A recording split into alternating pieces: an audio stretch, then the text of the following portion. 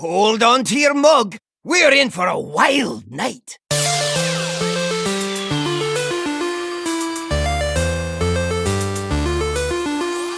Greeting, traveler.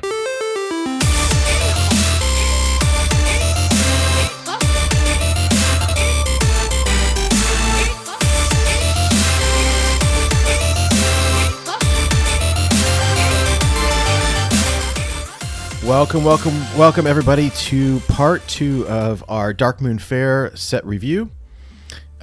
In part 1, we covered Demon Hunter and Druid. We are now moving on to Hunter. So let's just get started here. The first Hunter card is Mystery Winner. This is a common 1 mana 1/1 Battlecry Discover a Secret. I'm very excited with this set because I feel like Secret Hunter is getting a lot of support. This card seems okay to me. It's a 1/1 for 1 plus Discover a Secret. I like it. Personally, I gave it a 3. I'm not quite sure how strong it's going to be in Wild, but I think that it sort of revived a dying archetype. And I can't wait for someone like Duin to theory craft a full-on like a legit Secret Hunter deck, because I think before we were having to play secrets, as half the deck and something else for the other half of the deck. I don't think that Secret Hunter will ever be as good as Secret Mage, but I like where this is heading. I think it's playable. I think that it potentially helps to create a new archetype, though how strong it is, I really don't know. But I'm giving it a 3. Mike, what about you? Yeah, I gave this card a 1.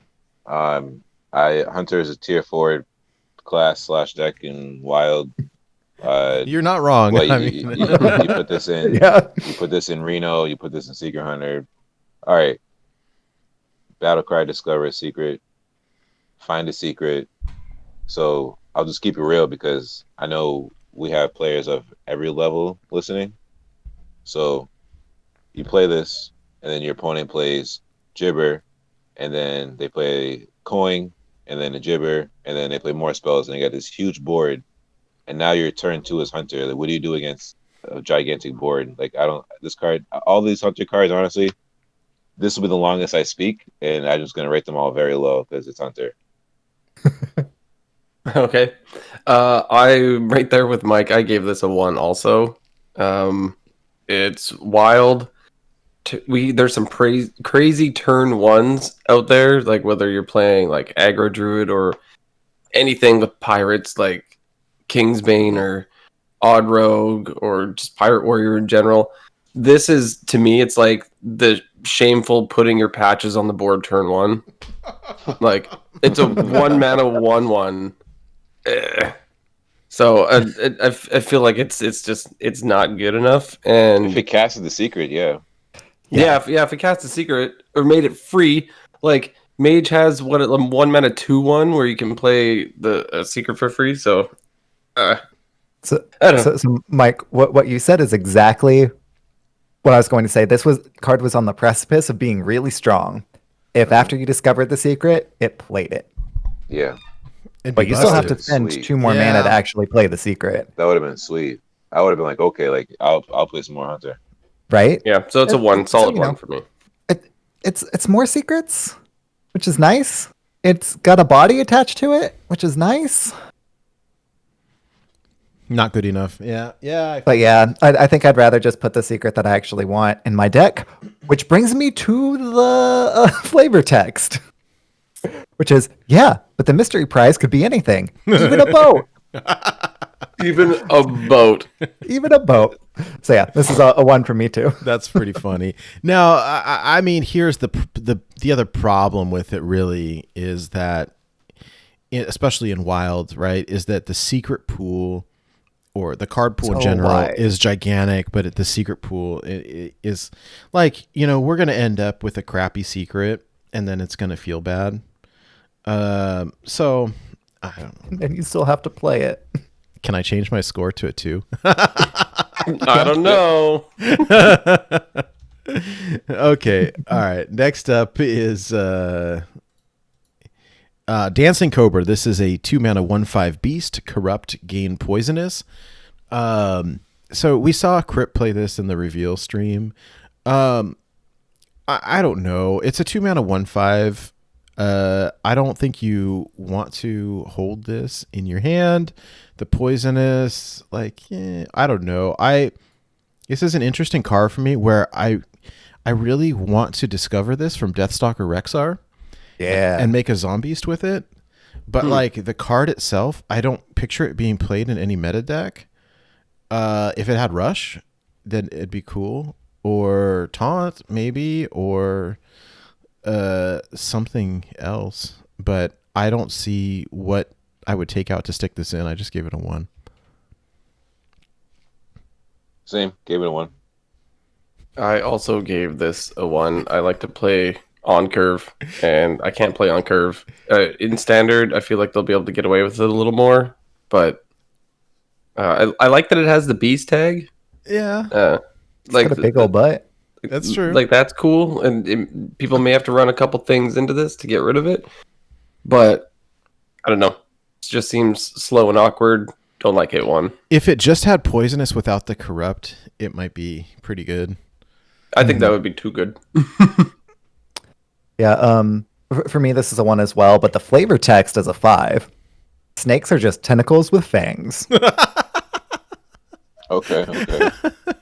It's great. Perfect for the set, too. Isn't it, though? Exactly. Like if they didn't have it point. in this set, that wouldn't make no sense. Right. I love it. And Mike, right? I'm just giving the entire hunter class a 1 in this. He got his preamble with the first one. Now he could just say 1 and move on. Pretty Smart much. man. All right. Next up is Open the Cages. This is let's see here. I need to scroll down here. There we go. Open the Cages. This is a 2-mana common secret. When your turn starts, if you control 2 minions, summon an animal companion. All right. This card sucks. Right? This card relies on your opponent not dealing with your board at all, which seems like a long shot. Also, the animal companion is random, and if I wanted to play animal companion, I just play animal companion for 3 instead of 2. Like, it's so conditional. Like, this is just not good. It's got nice art, sort of. I gave it a 1. $10 for someone who can tell me how many times Nate said animal companion in the past minute. 586. Yeah, it's mega trash. 1. Mega trash. I like that. The only thing I fear is if for some reason people start playing it, then it's confusing to play around. That's the only thing. But as long as it's as garbage as we all think it is, then no one's going to play it. So we'll go with the 1. But if people do play it, then it'll be kind of confusing to play around. But yeah, let's just run a minion or the animal companion. I don't need any trickery on that. Let's just stick to the game plan. 1. Yeah, on my spreadsheet, I had a 2 just because it expands the amount of secrets that people are playing around, but the card itself is actually a 1. The flavor text might actually inspire a Born to Be Wild song parody, though. Coming out on my cage, and I'm dead by turn 9. Oh boy. The flavor text for the hunter card, like, I'm only mentioning the flavor text when it's like amazing. I've mentioned the flavor text for every single hunter card so far. That's great. What song is that? It's The a Killers, right? Yeah. Yeah. I don't know the I'm real sorry. lyrics, but And I'm doing just fine. Gotta Yeah. because I Yeah. know it Mr. all. Brightside, right? There you go. Yeah. Yeah. All right. Oh, Okay. Mr. Brightside. All right. Next up is Petting Zoo. This is a 3-mana spell. Summon a 3/3 Strider. Repeat for each secret you control. Here's my thought on this. Like, I really want to try Secret Hunter. I know that this is going to be like a tier 4 deck, but I think that there's definitely like potential here if I'm able to play my, what is it? What's the 3/4 that lets you play all your secrets for free? You know, like I can. Yes. cloaked Huntress, right? the card you beat me with in UHL a couple years ago. I didn't even remember that. I did. I'm sorry. Mike will Yeah, never sure forget. you are. Oh god. So like Will right, never forgive. I play a couple secrets. I could play this and get a couple 3/3 striders, but so at the very worst, it's a 3-mana 3/3, but there's potential for getting more. So if I've got one secret, it's 2 3/3s for 3. If I've got two secrets, it's 3 3/3s. I'm giving it a 2. I think that it'll see fringe play in a fringe deck, but I think that the value is relatively easy to get if you're playing a secret focused deck. So I'm giving it a 2. Yeah, I'll give it a 2 as well. It's fringe worthy. Just based on what it does, like you said, cloak Huntress, get all the secrets down, and then play this. So yeah, I'll give it a 2. I was slightly more optimistic. I actually gave this one a 3. Based on it kind of reminds me of Spellstone. I think that this could, like, it's not hard to play secrets as Hunter, and I feel like a lot of the time you're going to get more than just a 3/3 out of this. And basically, with the tiering system that we have selected, 3 stands for playable. And if I'm going to play a deck with a bunch of secrets and I can drop a bunch of 3/3s for 3 mana, I think that would be playable. So I give it a 3. I think that's fine. Yeah. Yeah. I basically had a question in my notes, and that is, will Petting Zoo make Secret Hunter a thing in Wild? And I think the answer that I came to is probably not. So I love Petting Zoo. I think it's kind of one of the rewards that you get for actually running secrets, and there are, kind of like a critical mass of secrets, particularly in Wild. But I think it's going to see fringe play at the best. So I'm going to have to go with a 2 as well, but it's a very strong card. It just, there's not enough like other secret synergies to make it like competitive. Yeah, I almost gave it a 3. I will be playing it in Dumpster Legend on day 1. I'll tell you that. The flavor text is, welcome to the Petting Zoo. Do not touch the animals. Look at them, would you? Look how big they are. Petting Zoo, don't touch. All right. Next one up is the Trampling Rhino.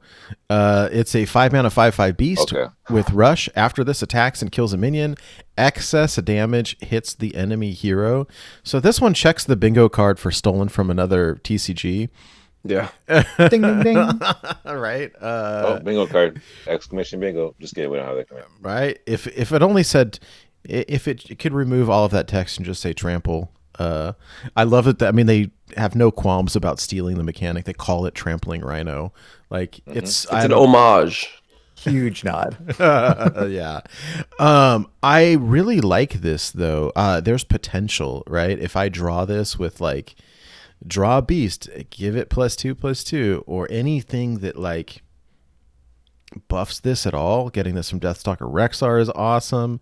Like it's got rush and trample. I don't see, and it's a beast. Like I see zero downside to this. I gave it a 3. I think it's playable. I don't know because here's the problem, right? Hunter sucks in Wild at the moment. Mm-hmm. And so I really struggle with like, where does this go? Like when in my climb last month, like I didn't see Hunter at all, or this month or whatever. Like we just don't play it in Wild, unfortunately, or very little. I played a little bit of Reno Hunter, and hopefully Hunter comes back. I mean, Hunter's a fun class. Off of Deathstalker Rexar, this card just seems nuts to me. Can you imagine getting this with lifesteal or poison or anything like that? Like, oh, amazing! Wouldn't it be rad if poison just killed the enemy hero? That's what I was just thinking. Read my mind. That's so funny. So I gave it a 3. That was funny. You said that poison killing the enemy hero and a couple of cards. I'll bring that back up. Yeah, I give this card based on how our rating system works, I got to give it a 2. I say it's fringe because this, to me, right off the bat, looks like it's a Knuckles-ish card. Mm-hmm. So we got to discount the mana cost and increase the attack. And then other cards that will copy this card once it's discounted. So with that said, that's my rating. Now to the part of Blizzard, I want to give them props because it doesn't bother me if they took this from Magic. I came from playing Magic to play this game, so they're pretty much doing like what Apple does. Apple sees what the market does, and they're like, okay, we're gonna make something way better. So if they're gonna take the word trample and put it in the name, basically it's like if Magic won't make the game we're making, we'll just take the mechanics from it once in a while. Because are they ever gonna make a game like Hearthstone playable online? No. So why not take the stuff that's fun from Magic and put it in this game? That works for me. Yep. What was your rating on it again? Two? 2. Yeah. 2. I gave this OTK card a 3 because 5 mana, 5/5. So somewhat base stats on there, but it's a beast. I also thought of Knuckles as well when I saw this. There could be some setup with it, or you just play it on curve.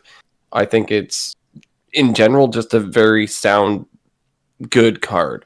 So I put that as playable. I'm not really sure if it's going to, like, Hunter isn't necessarily playable unless right now in Wild, unless it's a hero power Hunter, like an even Hunter or an odd Hunter kind of thing. But it could go into like a Highlander style deck. It could go into a Beast deck.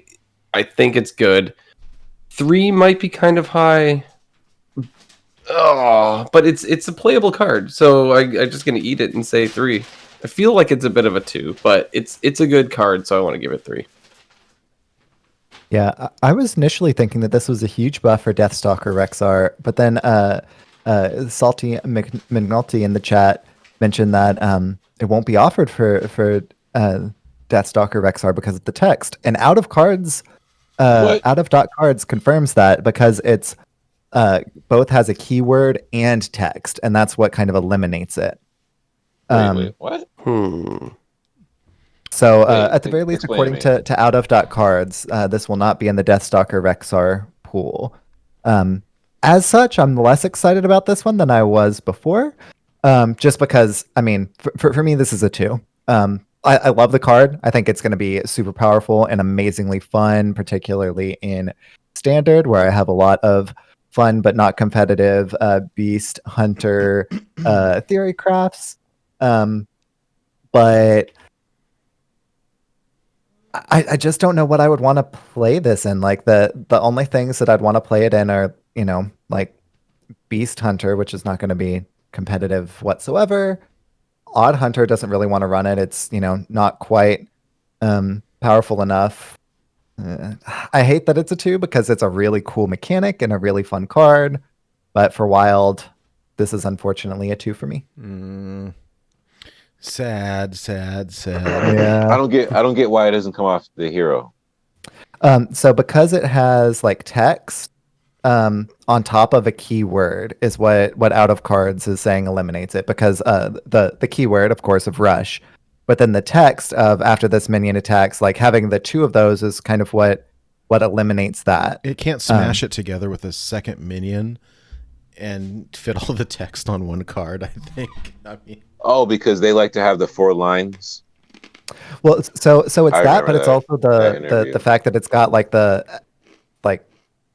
persistent effect text. So that's kind of like one bucket, and then the keyword text, which is kind of the other bucket. Yeah, because it does one. Your first offer is one of the buckets, and your second offer is the other bucket, right? And this has both. Right.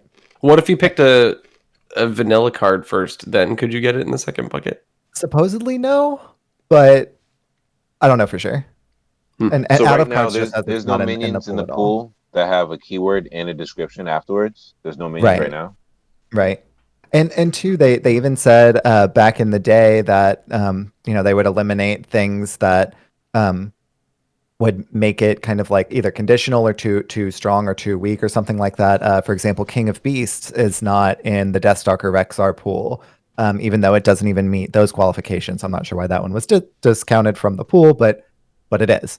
So I don't know if this is something that they went in and actively eliminated from the pool, or if it was discounted or eliminated from it because of the two different bucket system or what. But yeah, this will not be part of Deathstalker Rexar's pool, which is Rip. makes me sad, honestly.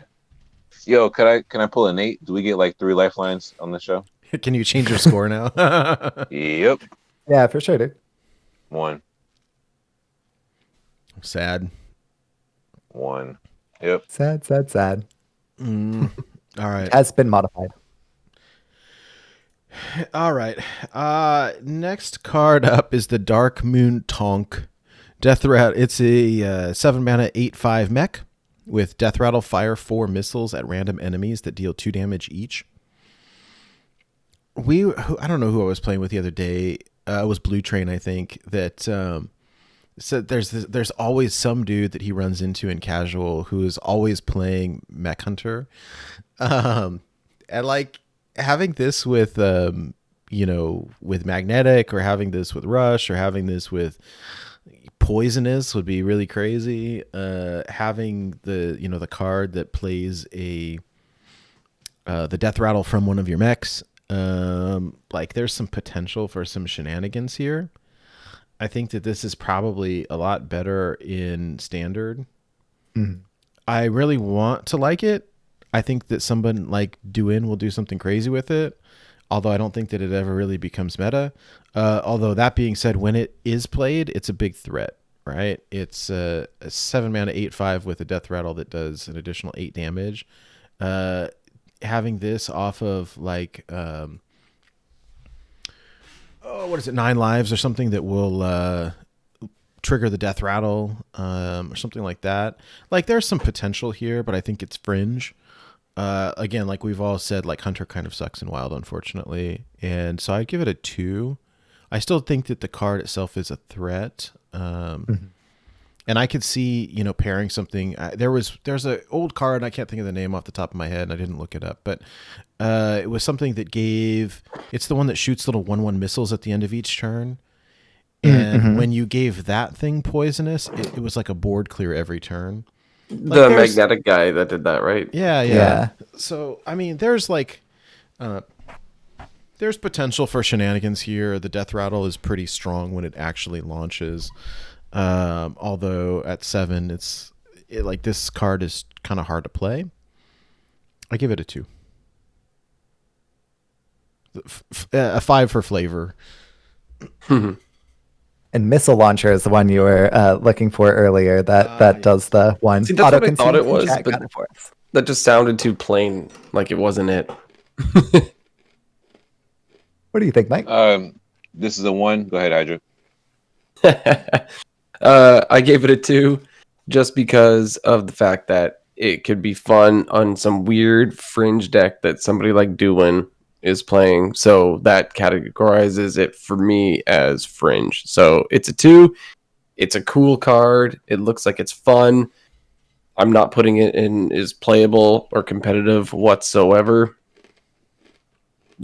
Enough said, I guess. Mm-hmm. Yeah, Mech Hunter is a thing. This doesn't go in Mech Hunter. Death Rattle Hunter could be a thing, but you probably aren't playing this. You're probably playing more like immediately impactful or taunted things in that. I gotta say this is a 1 for me, and I hate that because it's like the flavor is so fantastic, and it's going to be such a fun card to play in Standard. But in Wild, for me, this is a 1. That's unfortunately, I think that's pretty accurate. All right, next up we get into the epics. This is a 2 mana spell called Don't Feed the Animals. Give all beasts in your hand +1/+1. Corrupt, give them +2/+2 instead. I don't think that I gave it a 1. I mean, there's some nutty combo potential here. I think that it's too slow for this to sit in your hand and then have to play a 3 cost to get it bigger. Like, hand buff is not a thing in Wild, and if it is, it's in Mech Paladin. Or there's some potential shenanigans with this new, like, Menagerie Warrior, maybe. And that's a big maybe. So there's, like, I love the flavor, and the art's really cute. But I think that this is a 1. Like, I can't imagine a world where I play this. So, I give it a 1. What about you, Mike? So we're not allowed, we can't use profanity here, right? I mean, if you can, I'll just Murgle you after. You can say. I'll just timestamp it and censor you. It's great. Go for it. All right, get ready. Okay. So why is it, if not expansion after expansion, it's like year after year, they make these Hunter epic cards? Like, looking at this makes me think of Stampede. Mm-hmm. Like, this is a 1. This whole class is a 1. Like, they had the hashtag delete priest. They need to delete Hunter. Like, what is going on, dude? This is ridiculous. It's a 1. Yeah, I also gave this a 1. It's just way too slow. I want to be throwing my minions, my beasts, out on the board. I don't want to be sitting around buffing stuff that's in my hand when I'm trying to have board presence. 1. Next card. I mean, sorry, Sheep, you can talk. I'm only going to talk to say that the flavor text for this is hilarious. They're still cleaning up the mess from the last time someone fed the basilisk a deep fried candy bar. Oh, gross. And you can see the chunks of stuff just like falling all wait. around them. Yeah, That's hilarious. But yeah, this card's a 1. All right. Next up is Jewel of N'Zoth. This is an 8 mana epic spell. Summon 3 friendly Death Rattle minions that died this game. This is interesting. I saw Duin earlier today post a Theorycraft Death Rattle Hunter deck with this on the top end. Is it competitive? I don't know. It's definitely a build around, right? If you build the Death Rattle Hunter correctly, this is very fun. Unfortunately, I think that it's fringe, right? It's really expensive and it's really fringe. At 8 mana, like, if it was 9, it would be absolutely unplayable. At 8, I mean, this is basically like a N'Zoth, but only 3. So I don't know. I mean, I don't want to flat out give it a 1 because I think it will be fun, but I at the same time don't think that it's particularly, like, it's definitely not meta, and it's very slow. I give it a 2. Mike gives it a 1. We can move on. I'm joking, but that's probably right. He pointed. He doesn't even need to say anything. It's perfect. Yeah, outside of people that are notable, like Sidisi and Duin, doing some kind of 9 lives, crazy, Death Rattle synergy. I'll give it a 2 because of those 2 people. Whoa. Literally, like those 2 make some kind of Jewel of N'Zoth deck. This is so this card is played as a spell, but is this one of the cards that they had named or dubbed as an artifact of the 4 old gods? Right? I think it might have been. Like, there's 4 like artifacts or 4 like items of the old gods. Yeah. Interesting. It fits in that category, it would seem. Yeah, it looks like it. That's all I got. I was trying to add some more mystique to it. Yeah. This was my first instinct was Hunter control card. Hunter goes face. So I just flat out gave it a 1. Seems too slow. Maybe one day we'll have our awesome control style Hunter, but my first instinct was like the hero power tells you what Hunter's trying to do. And this doesn't seem to go in what Hunter's trying to do, at least right now. Maybe one day, but it was a flat out 1 for me. Fair enough. What about you, Sheep? I want so hard to give this a really high rating because, like, Mini N'Zoth. You can play 2 N'Zoths in Highlander Hunter. But No, I mean, well, you could play Jewel of N'Zoth, and you can play regular N'Zoth, and then you can play new N'Zoth. you can play 3 N'Zoths in Highlander Hunter. It's amazing. I can't quite give it a 1 because I mean it's an archetype that, while not strong, is still has its devotees. I got to give it a 2 because I don't think that it's even going to be like playable outside of people who like just want to jam, Death Rattle and or Highlander Hunter. But I think that those people will play it, and so yeah, I'm gonna give it a 2 because I'm excited about the card, even though I might not ever play it. Death Rattle Hunter is like one of my old favorites when I was grinding out my 1K. I really enjoy the archetype. Yeah. I won't say that it's particularly good at the moment, but it's very fun. So, all right, let's move on to the legendaries. So the first up is Ringling's Rifle. It's a 4-mana 2/2. After your hero attacks, discover a secret and cast it. So this is like what you were saying that 1/1 should be. Right? Yeah. Yep. This is the ability that should be on the 1/1. Yep. I think that this goes in a Secret Hunter deck. I like that you attack. I like that you play the secret. So like the cost, I don't know. It's not a great weapon. I think that it fits in that style of deck. It has some synergy with let's see. Which one is it? Oh, is it the Petting Zoo where you where you get 3/3s for your secrets played? So I don't know, but again, it still feels fringe to me. I give it a 2. I mean, I don't think it's just straight up bad. I think it's fun in the right deck, but I don't think that it becomes meta or is busted or anything like that. I give it a 2. I played a lot of Reno Hunter to Diamond 10 this month. This weapon seems cool. I would definitely play it in there because, well, it's Reno Hunter, so it's tier 4. So I'll give it a 2. I was a little harsher. I gave this a 1. Based on, if I put this in a Secret Hunter, I feel like I may be torn between, like, because we're not cutting Eagle Hornbow, right? Because that's just what you play, because it keeps getting buffed and buffed and buffed when people trigger your secrets.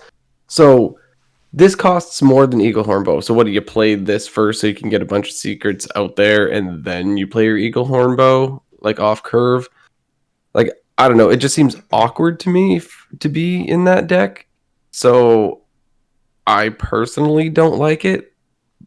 Could definitely be wrong, but I gave this a 1. My notes for this card were very succinct. Yeah. No. my notes are just simply no. This is the one. All right. This is the one. Cool. Cool. I'm glad somebody agrees with me on that one. It's 4 mana, which is really expensive. And if it had like a lot of durability or a lot of attack, like you're paying the same mana that you would pay for the secrets anyway, right? You're just also getting for attack as part of it. Secret Hunter wants to be more aggressive.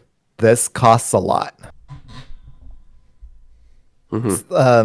Reno Hunter wants to be, more reactive, and in order to like attack things, you still have to take face damage in order to do so.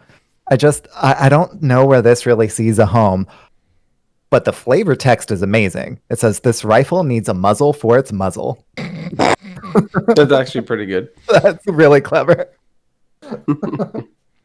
That's pretty funny. All right. All right, next up we've got the final legendary. This is Maxima Blastenheimer.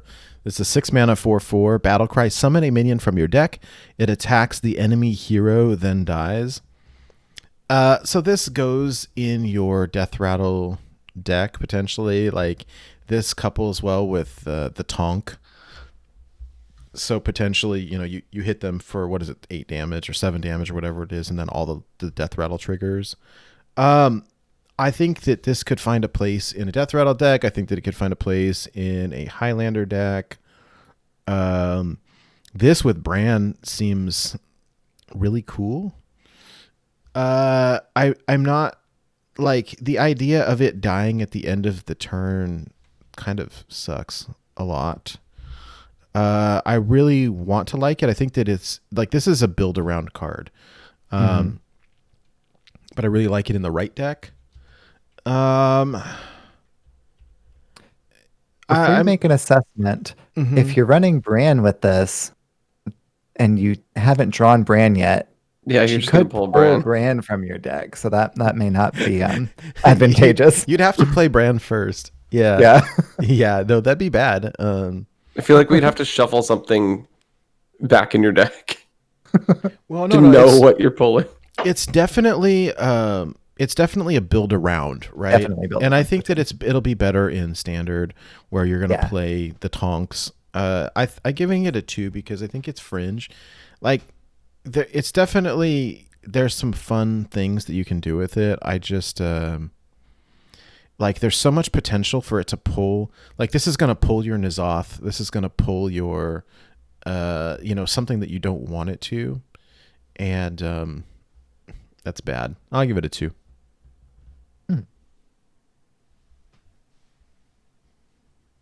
Mike, what do you give this card? It's a 1. Like, all these hunter cards are really bad, dude. I mean, what is this, like a combo meme card? Like, Yeah. if a minion had poisonous, but then heroes can't die to poisonous, so then they'd have to like make a minion with like 0 attack poisonous. I don't know. Like, it's this the only kind of thoughts that come to mind when I look at this card. It's like goofy meme thoughts. So like instantly mixed with being hunter, it's a 1. Like, this goes with that Tonk card. You want the Tonk to hit face, right, and then die, and all the missiles come out, and you get a YouTube highlight, and then the next 8 games you lose. So I'm good. Pretty much. Pretty much. Yeah, I gave it a 2 just because of the potential highlights. That's pretty much it. Like, it seems really cool.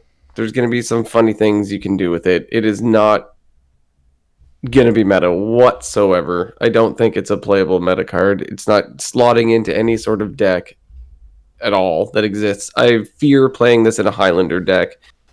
Like, if you don't want it to pull your Zephyrs or your Reno or like whatever, or your Bran, right? Like shoot your Reno Jackson face and then it dies. like it just seems so bad for that. But somebody could make some cool weird thing that would be memey and fringy. So I do give it a 2 just on the potential of doing something kind of fun with it. 1. I don't have anything clever to say about this one. I'm sorry. Sweet. All right. Okay, well then we're moving on to Mage. I mean, that does help with us not having a 10.5-hour show. So Right. Okay, so first up is the Confection Cyclone. This is a 2-mana 3/2 elemental. Battle cry, add 2 1/2 sugar elementals to your hand. First off, this is my favorite art in the set. I love it. I think it's so cool. The ability is okay. What I'm curious about, and I saw this as I reviewed this set, was that there seemed to be a lot of elemental mage minions in this set for whatever reason. So my question is like, is elemental mage ever going to be a thing? I doubt it, but maybe. Like, I'll try it. I mean, I don't think that it's going to be particularly good. The ability for the cost isn't bad. It makes me like I'll want to pull out my Death Knight Jaina. Except that you can't kill them with your hero power. Maybe they should have been 2-1s. Yeah. I don't know. The art is amazing. I can't wait to see it golden. I gave it a 2. Yeah, I gave this. So the 1/2 sugar elementals, are they just like Firefly basically? Basically. Yeah, pretty much. Just cuter. So probably tastier. So Reno Mage, Pocket Galaxy, Secret Mage, all the current decks. I'm not sure where I'd put this or what deck I'd make with this. I know there's like a deck where you want to get the Death Knight and then the elementals from there will give you lifesteal, but I put this at a 1. I don't know. Yeah, so I originally gave this a 2 just because of value purposes. I mean, like it's pretty good. It gives you a couple extra cards, but it doesn't slot in any current deck that exists. And the fact that they're 1/2s, which are Fireflies, which is a good card, you can't ping them as Jaina, right? To get your 3/6 with lifesteal. So actually, I may pop my 2 down to a 1, unfortunately. But it's I want to eat this card. Like it looks very tasty. Oh my god. Jeez. like sorry. I would like to try to taste this card. I just want to like pull his head off, right? Yeah. But I did write down a 2, but it doesn't go in Secret Mage or Quest Mage. Like it just doesn't have a home. So it's gonna have to go to 1 because I don't see even a fringe deck that's doing this right now. Yeah. So I'm with Nate on this one. I think that Elemental Mage / Frostlich Jaina Mage might make a resurgence, not as a competitive deck, but as a fringe deck, right? I do think that this is essentially kind of harkening back to an old archetype. So Elemental Mage, whether it's Highlander or not, running Frostlich Jaina, I think is where this will find a home.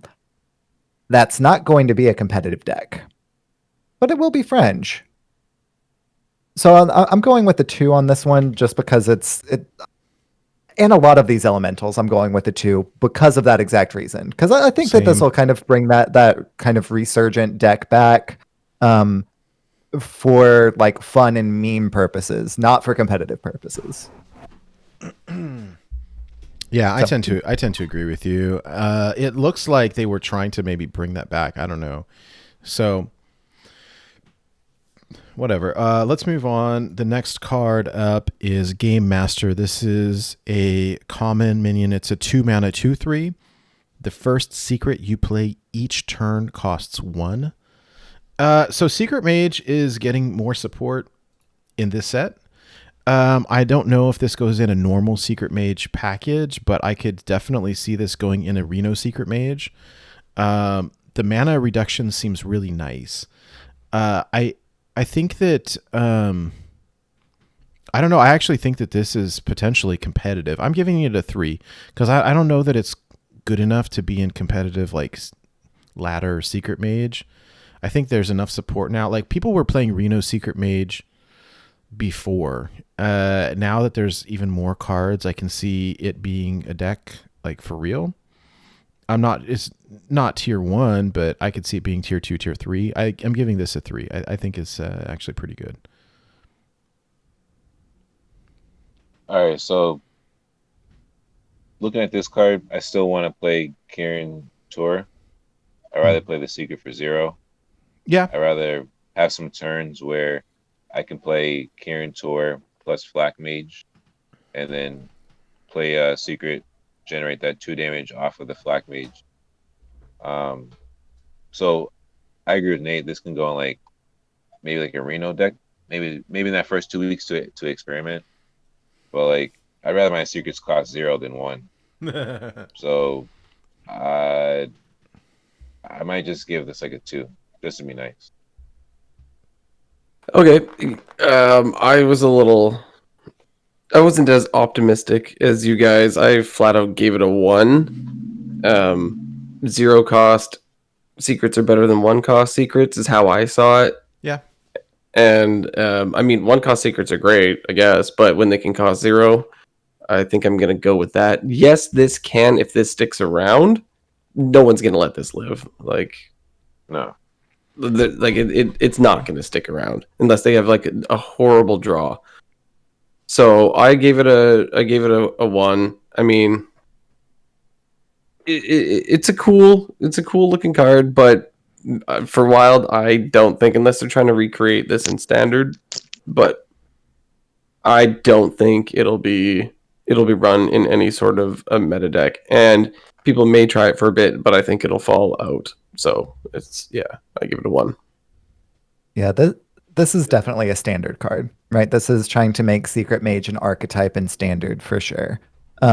In Wild, though, I was wondering where this kind of saw a home until Nate mentioned the Highlander Secret Mage, which is decent, not like crazy competitive, but it's decent. It sees some fringe play.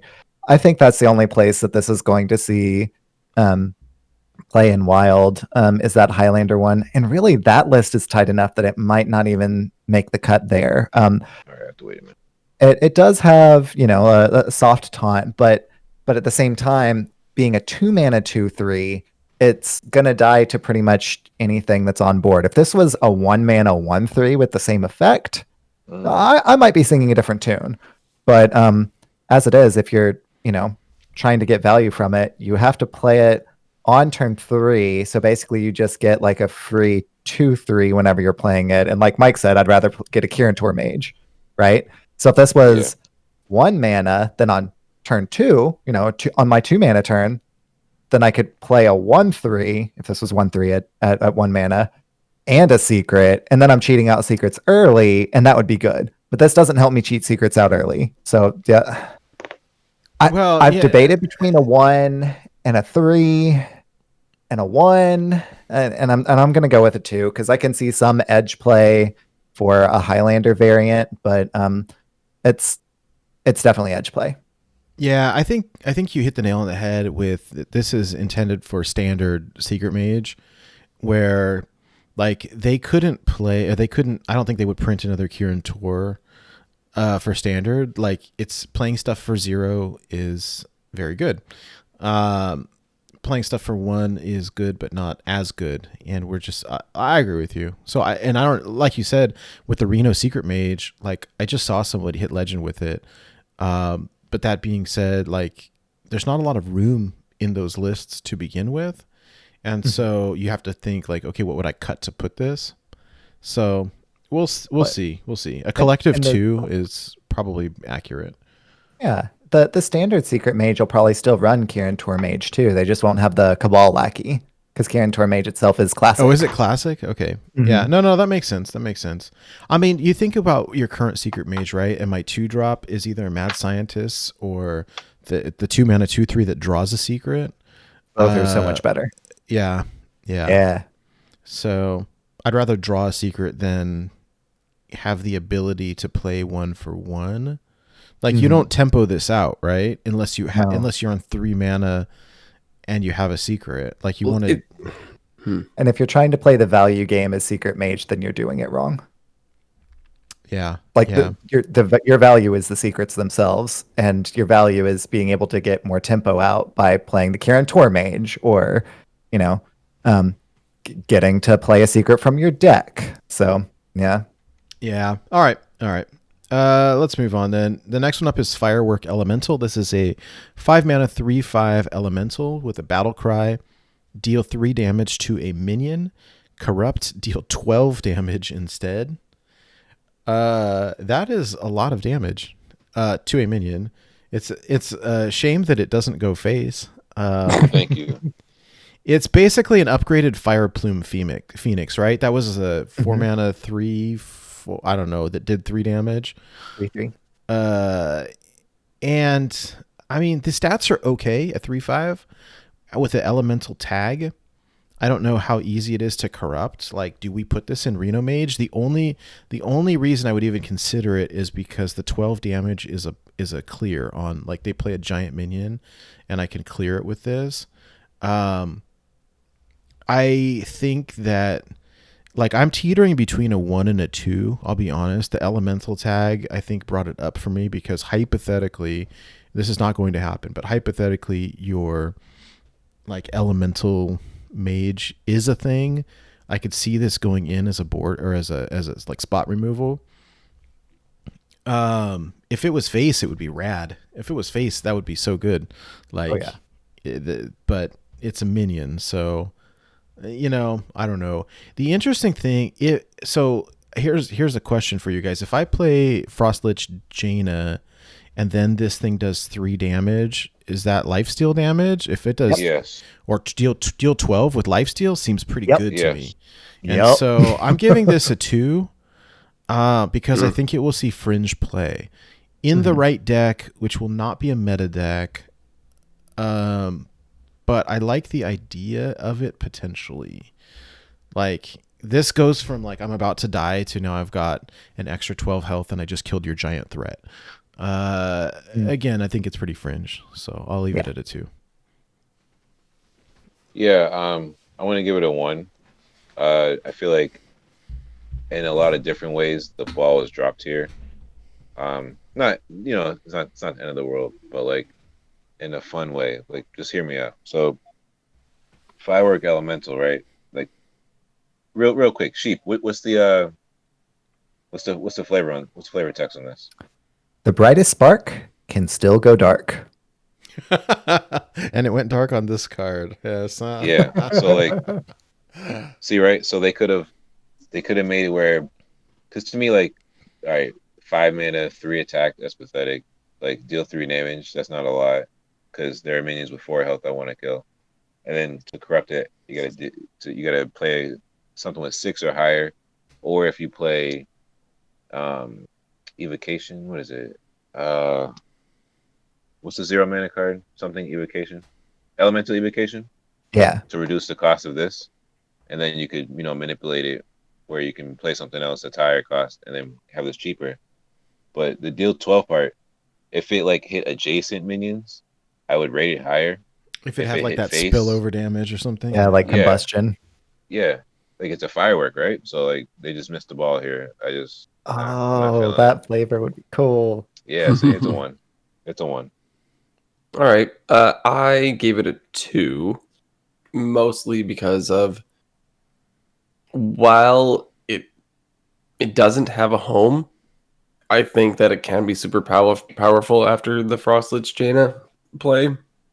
And I would see that as fringe. Definitely. I don't think that's going to be meta.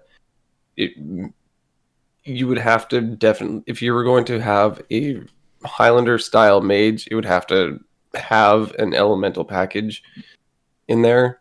So you definitely have to be planning this ahead of time. And so definitely seems like it's super fringe. Super, super fringe, but also very powerful. That's a big heal. And I can't give it a 1 when you can totally heal for 12 and drop a minion at the same time for 5 mana. So I think, and then the minion itself, because hold on, let's take a look. The minion itself is also an elemental, right? So now this thing also has lifesteal, right? Mm-hmm. Because your elementals now have lifesteal. So no, I think it's a very, very powerful card, but it just doesn't quite have a home. So it's going to go fringe too. Yeah. This minion is why Elemental Mage will probably not be Highlander, because you can play double of these and heal for 12 each time you do it. You can play the other elementals, which, do their shooty McBang bang stuff and heal up as well. That said, that deck is not going to be meta whatsoever. I'm not even going to say that deck is going to be playable. Like, you're not going to climb with it. So it's a 2. But we could make it meta, right? We just tell everybody that it's good and push it all over. It's a 5. Firework Elemental is a 5-star card. 100% win rate. There you go. No, this is a 2, and I feel really good about this card. Like you heard me, I couldn't hold it in whenever Nate was saying stuff. I was like, yeah, I was really excited to give this card a 2, and I'm really excited to play it. And it's not going to be competitive, and I'm going to have so much fun. I bet the artwork looks awesome and golden, and I have not seen the corrupted art on this either. I can't wait to see the corrupted artwork on this. It's probably cool. It's all right. Eh, It looks kind of tentacly. I guess they all probably do. Yeah, I Okay. think that's what they just do. All right. Next up is Ring Toss. We're now into the rares. This is a 4-mana discover a secret and cast it. Corrupt, discover 2 instead. The artwork is really cute. That is about the nicest thing I have to say for this card. I think that it's entirely too slow. I don't like the discover with, like, in Deck Tracker now when you're playing Mage and someone drops a secret, like, it already takes up the entire screen trying to guess which secret it is. And so there's what I guess I mean to say by this is that there's so many secrets to discover that your chance of pulling a bad one goes up. I think that it's too slow to do the corrupt, and if I really wanted this effect, I would play like in Reno Mage or Reno Secret Mage or whatever. I'd rather play Arcane Keysmith for 4 in that slot because it has a body and it doesn't need the corrupt. So I gave it a 1.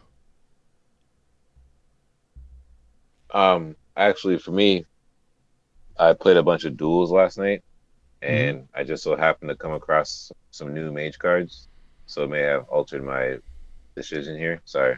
I'm gonna give this card a 3. Interesting. Okay.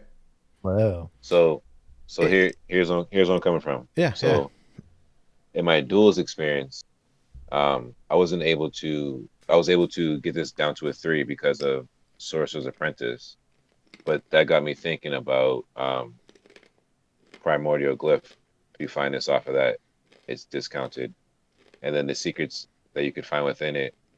To me, yeah, I get initially us saying to people, random secrets aren't really that great if they don't go with your initial game plan, but there is like a deeper game plan within this game where it's like the mind game. So I understand Deck Tracker will eventually weed out what secret it is, but they could drastically make a mistake thinking it's one secret when it could be a totally different one. So I give it a 3. I enjoyed playing it. That's a really interesting take. And yeah, I agree.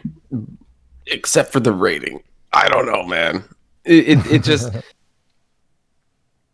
I don't like it. For me, what I actually wrote was 1, and my note was no thanks. Which is I guess a little harsh, but I mean it's 4 mana, discover a secret and cast it. So you're paying extra. Normally in Secret Mage, you're paying 0 for secrets. Like it could really confuse somebody because you can play. I mean, it might be even ID. Like you can look for the perfect one, or you could just play something that they're not gonna guess. Like at all, you could pick something that's way off meta, and it'll just mess with them. But I like to stick to the game plan, and I feel like this is kind of going away from the game plan for playing a secret deck. So I give it a 1. One thing to keep in mind, I think, is that it's very difficult to have an accurate assessment of these cards without playing them first. Yeah. And so, we can look at this and say too slow. That was my entire note for this card, by the way. What, too slow? That's funny. But I think Mike has a good point, right? That once you've had a chance to play it, I cheated. Yeah. It may change your opinion of the card. So now let me ask, if you corrupt this and you discover 2 secrets, does it cast both of them? Yeah, that's why I think this card is better than that 1 mana hunter minion, because you get to discover 2 secrets and then play both of them right away. Yeah. Oh yeah, if this only discovered it and didn't cast it, it would get -1. Yeah, because the wording's a little funny, right? It says discover a secret and cast it, corrupt, discover two instead. It doesn't Cast it. necessarily say cast both. That's why Right. it's a little confusing. Yeah. Okay. All right. Sheep, what were you going to score it? Yeah, I was going to score it a 1 as well. I definitely think that it's possible that the kind of like Highlander secret mage might end up running this. But even at that, I kind of doubt it. But if it ends up being like feeling that good, then that one might end up including it. But as it is, I think it's just too slow for wild. Unfortunately, I think this is a standard card. And even at that, I don't know how often Ring Toss will be run in standard secret mage either.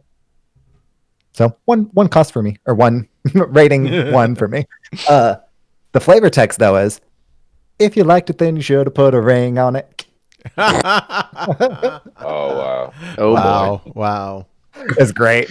that's good. That's good. Okay. All right.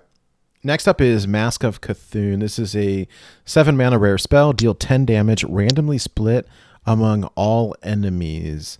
So this is an interesting card for me. I think it feels pretty slow. Like basically it's a random flame strike, right? You have to compare it at the same mana cost. So flame strike is 4 to all enemy minions. This is 10 randomly split among all enemies. Now the thing that I like about this is that it can go face. And so I could see this being played in the right control deck because potentially this is a 7 mana Pyroblast. But like Avenging Wrath, right? And so I gave it a 2. I think that it could see fringe play. I'm not really quite sure what it goes in. Maybe a spell heavy deck. Yeah, it's definitely interesting. This is another one of those like artifact decks, right? Or cards. And I love the flavor of it. I just I struggle, particularly in wild. Like I struggle. Where the heck would I put this? Like, do I put this in a Reno deck? Like, I guess maybe. I would love to get surprise lethal from this.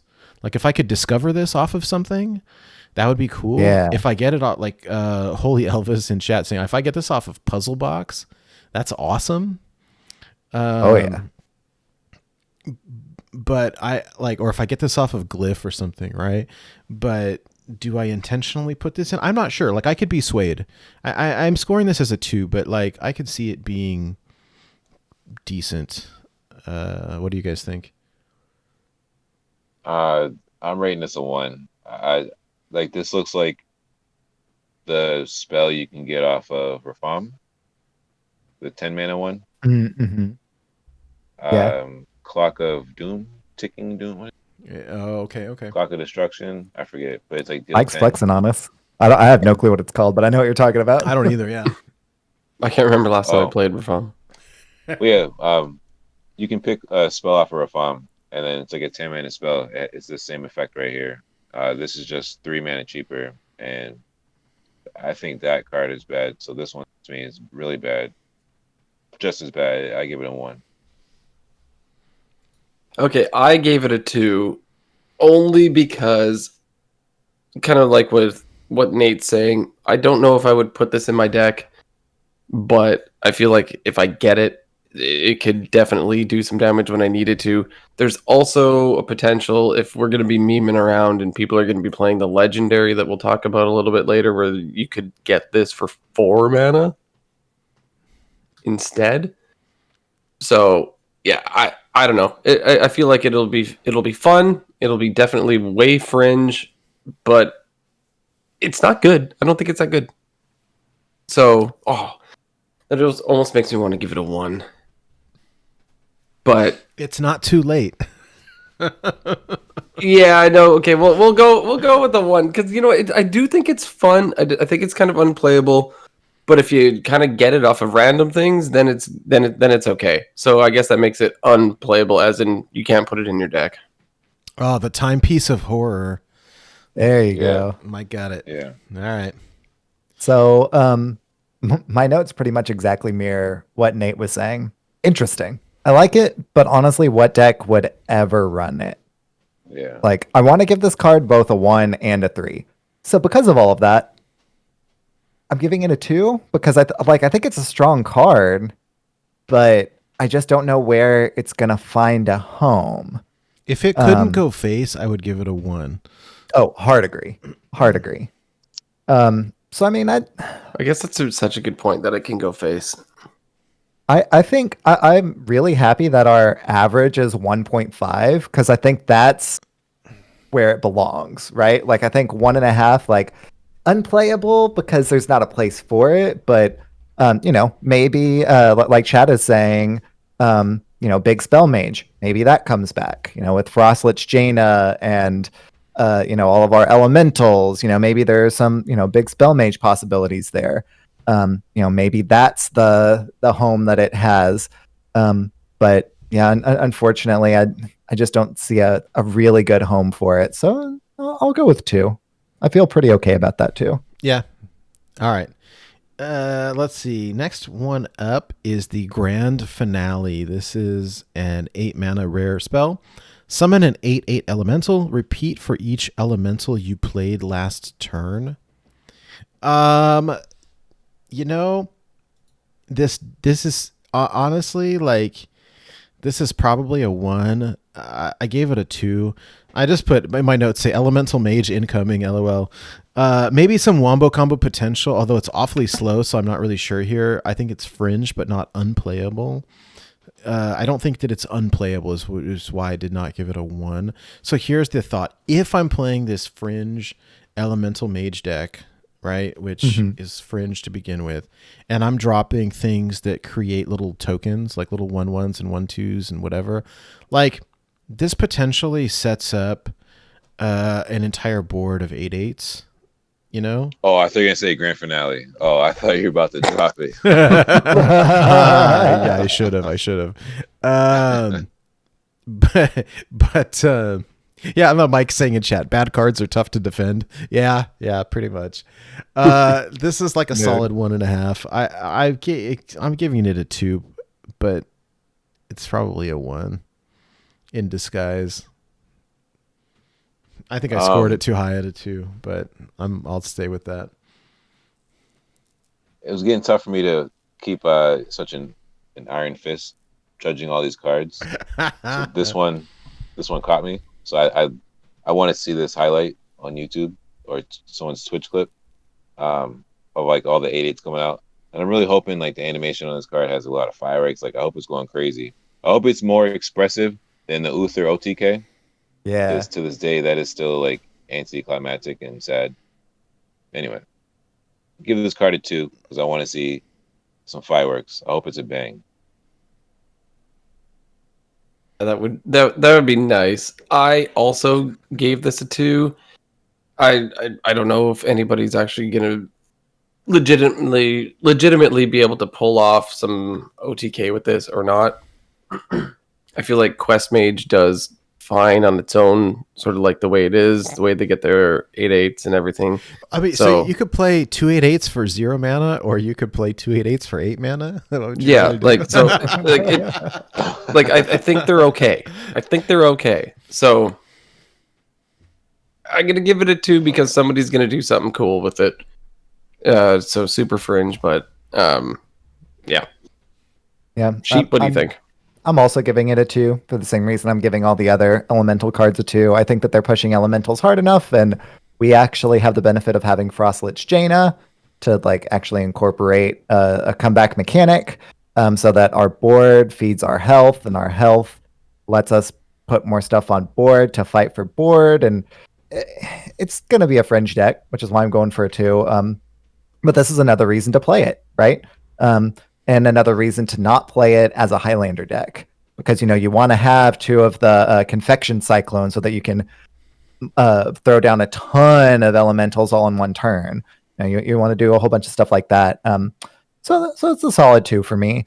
And the flavor text on this is actually pretty great too, which is, considering all the other hazards at Darkmoon, overindulgent pyrotechnics seem downright pedestrian. Yeah, fair enough. Which kind of fits in with the 2 that we gave it. Fair enough. Oh, I missed that. That was That's pretty Speaking funny. of fair, what's our next card? Next one up is Rigged Fair Game. This is a 3-mana epic secret. If you didn't take any damage during your opponent's turn, draw 3 cards. Talking about trying to defend bad cards. This does not seem good to me. I can't. It's hard to ensure this happens, and there's a bunch of better secrets that I'd rather play. I gave it a 1, unless I'm fully not understanding how this works, right? But like, I think that there's a very good chance that you take damage on your opponent's turn, and there's other ways to draw cards. Like this just seems awful to me. Mike? All right. Once again, another card influenced by playing it before I should be able to. I finished a mage run 9-3. I played this card every single game.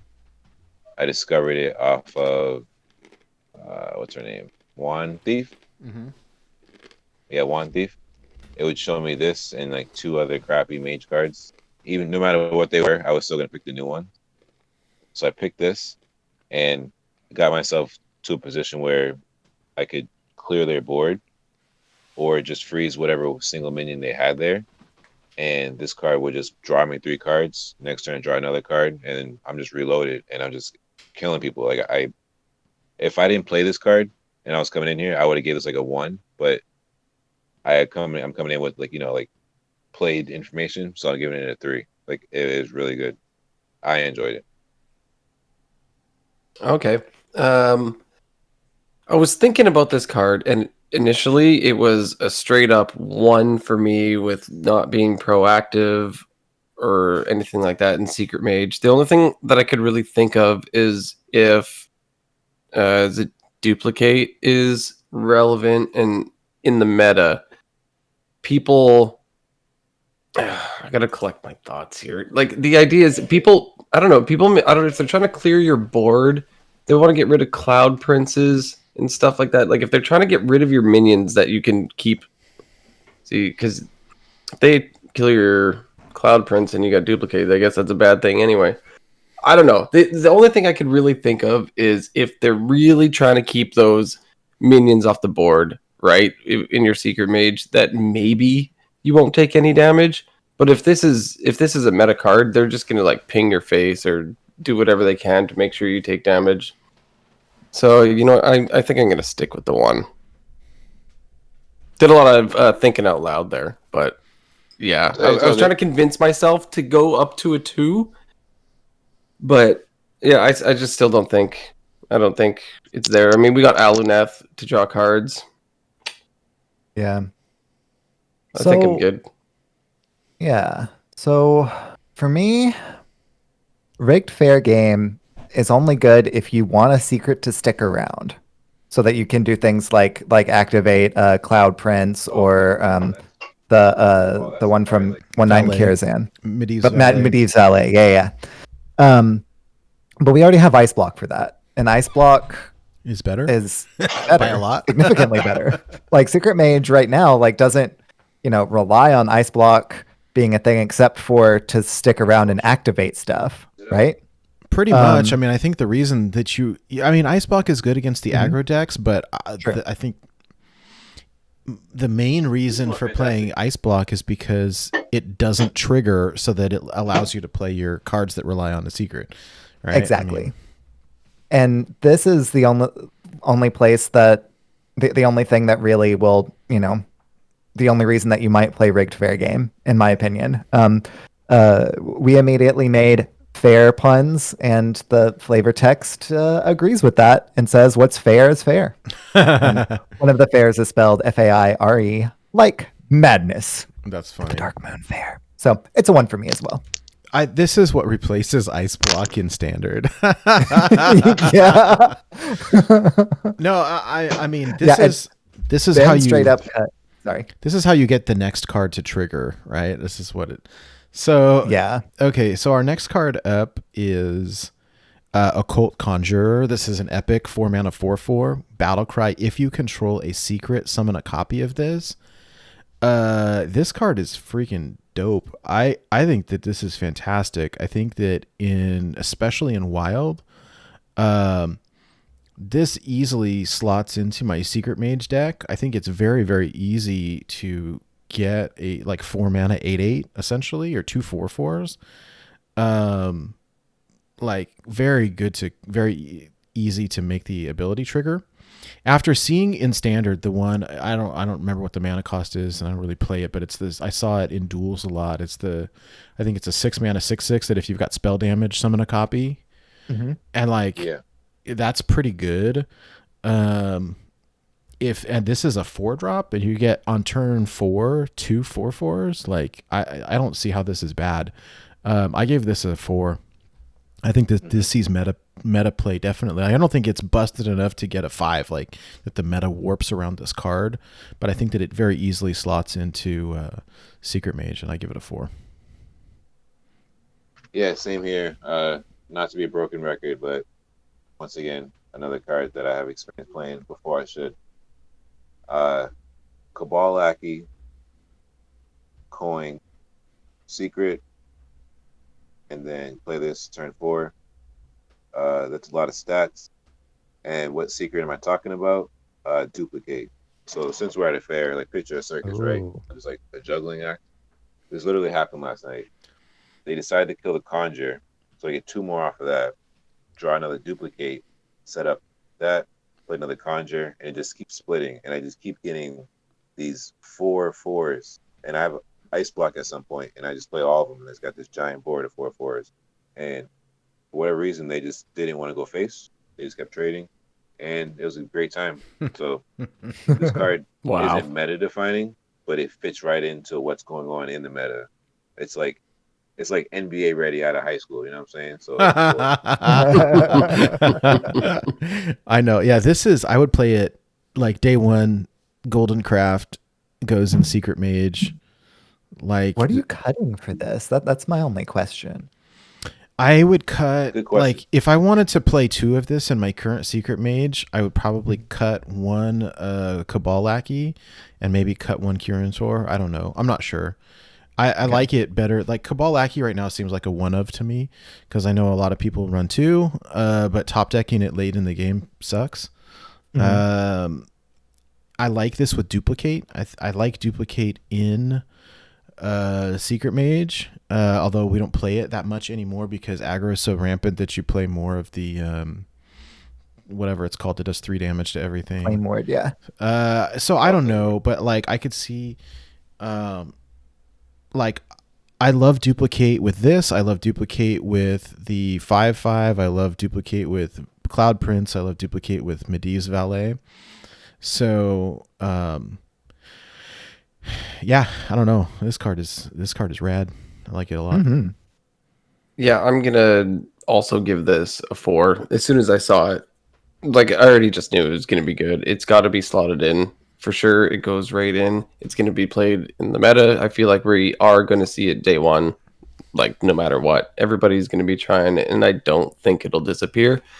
I also like that. I like the 4/4 because Anduin can't kill it. So that's pretty neat. Yeah, just straight up great card. Not meta defining, but great card. So 4. Yeah.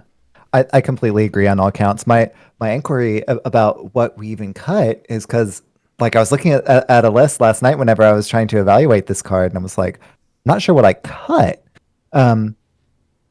Because there's so many cards that I want. We actively want to include this as well as Cabal Crystal Runner, because we're definitely running Duplicate, and those are both things that we want to get from Duplicate. Right. Mm-hmm.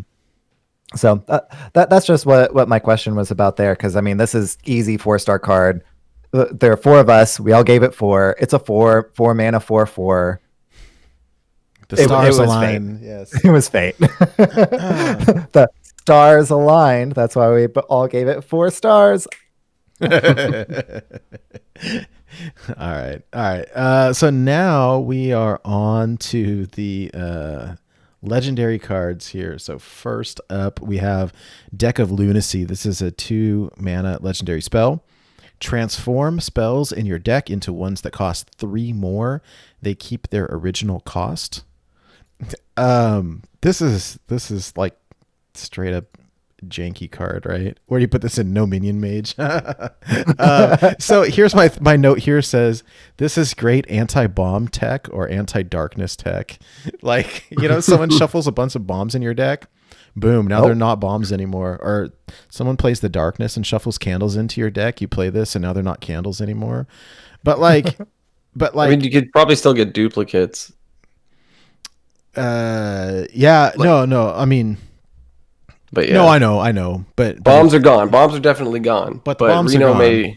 Reno may be off still. I don't know. Oh no, yeah, I don't know. Yeah, that's a roll of the die. I'm not quite sure. I remember a long time ago when you played Prince Malchezaar in a Reno deck, and the devs guaranteed that if you're playing Prince Malchezaar in a Reno deck, it won't give you duplicates of the legendaries that it shuffles in. That being said, I have no clue whether this works the same way or not. I don't know why you would ever want to play this, because the random factor is so high that like, okay, so I get a bunch of higher cost spells, but like I'll play it in standard, like no minion mage as like to meme out and do my casual daily quests. But like, oh yeah, aside from that, I can't see myself intentionally playing this card. Mm-hmm. So, I mean, yeah, turn those flame strikes into something useful. Yogg boxes. Yeah, I mean, this is an interesting card. I could be totally wrong on it, right? I think that I don't know. I mean, it's the random factor, okay? And this is like, as a wild show, something that we always consider is that the card pool is gigantic. Oh, huge. And so when this creates something random, like, there's a good chance that I don't want it. You could get Ultimate Infestation. Oh yeah, it doesn't even have to be. It doesn't say mage spells either. It doesn't. Yeah, it could be by class. It could be any class spells. Oh, like my one just dropped to a 0.5.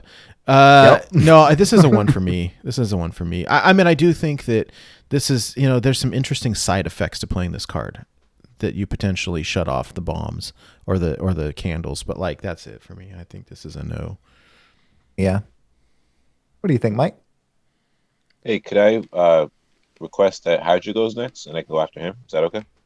No, that's completely fine. I don't know if you need a bit of a delay, but I didn't have too much to say on this card other than I think that it's just for the memes. I mean, there's going to be people that are trying to just get higher cost cards for cheaper, but you don't know what you're going to get. You're going to get like dino size for something when you didn't want it. Like, I don't know. Like, it doesn't seem like anything that I want to play in a deck where I want to win. Right? Like, it could be super fun. Just throw it in a casino mage and just go on casual and have a blast. Play it against your friend. Why would you ever play this in a tournament? You want to rely on what you've put in your deck. It just seems like garbage when it comes to that, but it also seems like a lot of fun. I really like the golden art. It's very nice and shiny. It's really cool. But I don't like the card for competitive purposes. I do think the flavor is fun and it's going to be a neat card. Maybe you'll get it randomly of like evocation or whatever, and just like, hey, sure. So we're seeing I'm losing already. We're seeing in chat that earlier Jack gave it a 4, particularly for Quest Mage. So I'm trying to think, like, why would I run this in Quest Mage? Yeah, because it makes everything doesn't run a ton of spells itself, right? Because it generates them. Now, Jack is a much better player and Quest Mage player in particular than I am, but I'm not sure that I personally would run it in that, which may not be correct, but yeah, I don't think that I would run it in my personal Quest Mage. Yeah, I mean, I struggle because I think that like the the cards that there are the spells that are in Quest Mage are like the discover a random spell. Now I suppose that this converts all of your existing spells to now random spells, and so maybe is it easier to proc your quest, and then you get better spells for the same cost, and so my spells, are now better for low cost, because the spells that we were playing in there are what, 1 cost, 2 cost, 3 cost, like relatively low to the ground. So we're gonna get a bunch of 0 cost things, so we can pop off real quick. They keep the same cost, but their value level up. So it'll still be a 3 cost spell. Oh, they keep the original. Yeah, so it'll be. I totally read that wrong. It'll be a 6 value spell for 3 mana, right? Oh no, yeah, I had that backwards in my head a little bit there. Yeah, but I mean, even at that, Quest Mage only runs like what? Elemental Evocation, Book of Specters, Ray of Frost. Yeah, I had that totally backwards. It doesn't run a ton of spells. Evocation, though, I imagine this would take that same slot. Yeah, that's what he was saying, and I could see. Doesn't run a ton. I could see trying it. The random factor is just so high that like you don't know what you're getting yourself into. This could be like that one from. This will convert your draw 3 cards to a. Like the one from Ngoro that like converts your whole deck into discover a copy of, So who knows? I mean, the random factor is very high. Maybe Jack's onto something that we don't get, but yeah, I feel like you put those cards in Quest Mage for a reason, right? And now you're going to change them into something else. So totally not sure. I don't know. Sheep, what do you think about this whole thing? Yeah, but for me, I give it a 1. I can see where the argument for Quest Mage and the play there is, and I will be really interested to see how that works. And I would love to be wrong about this, but I don't think that I'm going to run it in my Quest Mage personally. So yeah, it's a 1 for me. And coming back over, it can't. It can't convert anything above 8, right? Because then it would cost 11. Yeah, I'm not sure exactly how that works because there aren't any 11 plus cost spells, right? So I mean, would it just make it cost 10, or would it just stay at 8? I don't know. I don't know the answer. I don't. I'll have to try it out. I really don't know unless someone else knows. But I don't think that it can, right? Because it can't take it could take a 7 mana spell. Like it'll turn your Flame Strike into a Yogg box, right? But it can't turn an 8, 9, 10 mana spell. Power of Creation. Or a Pyroblast, right? It can't turn it into a 13 cost spell. Right. So would that just become a different 10 cost, or 8 up to 10 cost? Or that just would stay still the same? cost 8, or stay the same? Stay the same. I don't know the answer. I assume it would stay the same, but I really don't know. That's my assumption too. Maybe it'll do something like excess mana, where you get this weird random thing. Like it's this one thing every single time if it's above 10 mana, and it's like, you know what I mean? I was so confused when I first started playing this game, and you get excess mana. Like I didn't even know what that. Like I was so confused because it's not really explained to you that that's what happens. Right. So I don't know. Maybe it'll just keep giving you a Pyroblast or something. Huh. What do you think, Mike? Yeah. So once again, not to sound like a broken record, played this a handful of times in duels last night. You're smiling. Yeah. That's a good thing, I think. Yeah. Yeah. Immediately, I'm not yelling or raging, so that's a good thing. So, everyone, just hear me out. Just hear me out fully before you react. I understand everyone saying that this card transforms spells in your deck into ones that cost 3 more, and that they can be any spells. But out of the 9 games I played Mage, the 5 times I played this spell, it always gave me spells that cost 3 more, but they were Mage spells. If that's luck, it's luck. But I'm going to speak on the side as if it's not. Yeah. So what was cool was it changed, and by luck I had a lot of 3-cost spells. It changed all my 3-cost spells into blizzards. So like that feeling was cool. Getting your 4-cost spells changed into like flame strikes and stuff like that is pretty cool. I'm looking on the database on the website at spells at different costs. So like on average, like the 10-cost spells really bad. The 9-cost spells really bad. Like a lot of them, if it's like any class, you know what I'm saying, they're really bad. Right. But if it's mage and you can target what you're gonna transform your spells into, I gotta put this card like 3, 4-ish. So I'm gonna put it at 3, with the hopes that it works how I like it to. That it's mage cards. If it's all classes, it's whatever. And I got lucky in duels last night, but I'm just going off of what happened to me last night. Yeah, if these are all mage cards, then that's actively better. Yeah, I For know. sure. And it doesn't say, so I don't know. Yeah, if it's made, yeah, that's true. That's true. It probably is all. And I just got lucky, but I'm just hoping and talking off of what happened last night. So it probably is all classes. Yeah. Who knows? Who knows? I mean, I think what we see in this set is that the wording on some of the cards is a little vague. They don't always make a ton of sense. So I don't know. Mm-hmm. Yeah. Oh, okay. And Sheep, you scored this one, right? As a 1. Yeah, You know, again, I think this card is sort of subject to, none of us have played it, and so we could be totally whiffing on this one. If it does do like mage only spells, that would be significantly better, right? That Yeah, would that'd be bump, awesome. that would bump it up to Oh, a 3 for me, I think. So Yeah. Okay, let's see here. Yeah, mage spells are better than the average bear. Yeah. Yeah. Okay. Let's see. We are on.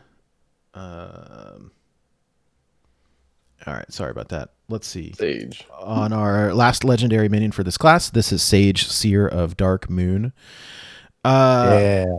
I actually really like this card, and I think that people were comparing it to Alunith, right? The legendary mage weapon, because that draws you 3 cards at the end of your turn.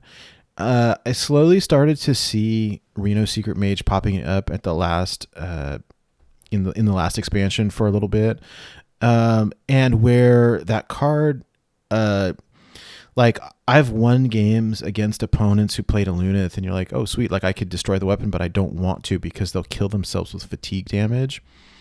Where I think by the time you play this, like by turn 6, I've already cast, 2, 3, 4 secrets. So a 6 mana 5/5 that's gonna draw me 2, 3, 4 cards. That seems awesome to me. Like I don't see the downside to this. Like I like drawing cards, and do I still play Alunith in that deck? Probably. But this seems like I gave this one a 4. It's basically Alunith on a body with no downside, and I like that it doesn't draw every single turn. I like it a lot. I give it a 4.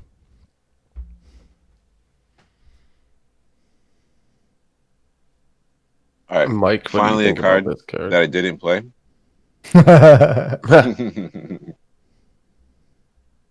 I don't think I'm gonna take the weapon out. Of course, I want to play test. I'm gonna draw a card for every secret I played this game, or that's triggered. Obviously, they are gonna trigger. So I draw 3, 4, 5 cards. I'm gonna give this card a 3. I'm gonna give it a shot.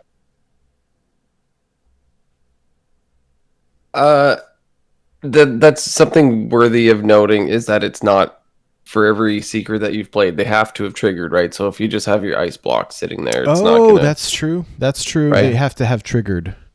Okay, Yeah. It's not just played. No, that makes sense. I still think it's strong, but you're right. I missed that. That's a good point.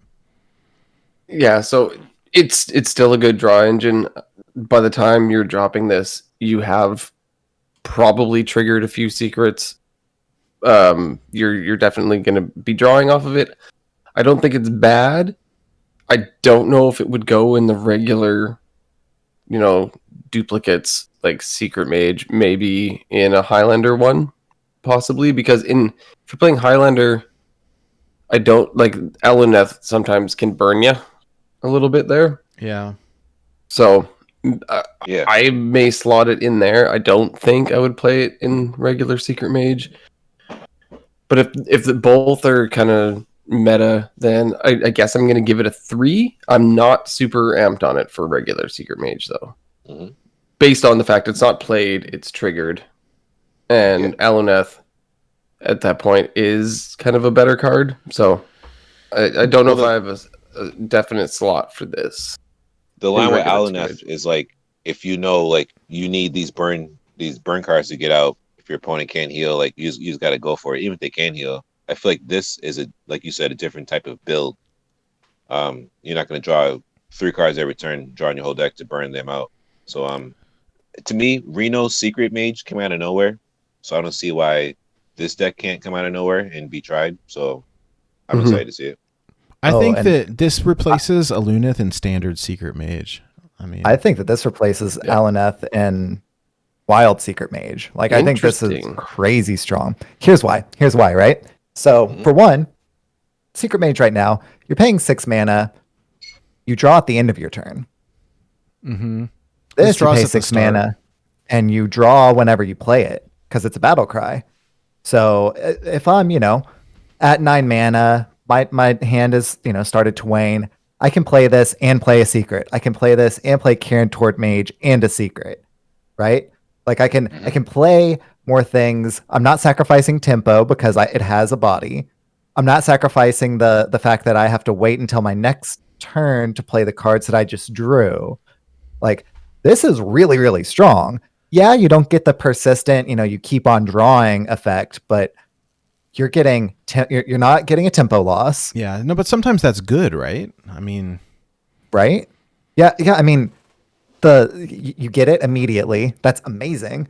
You get to play it immediately. You also have the tempo of the 5/5. Like, I just see this. I think this is just strictly better than Alaneth in the current Secret Mage.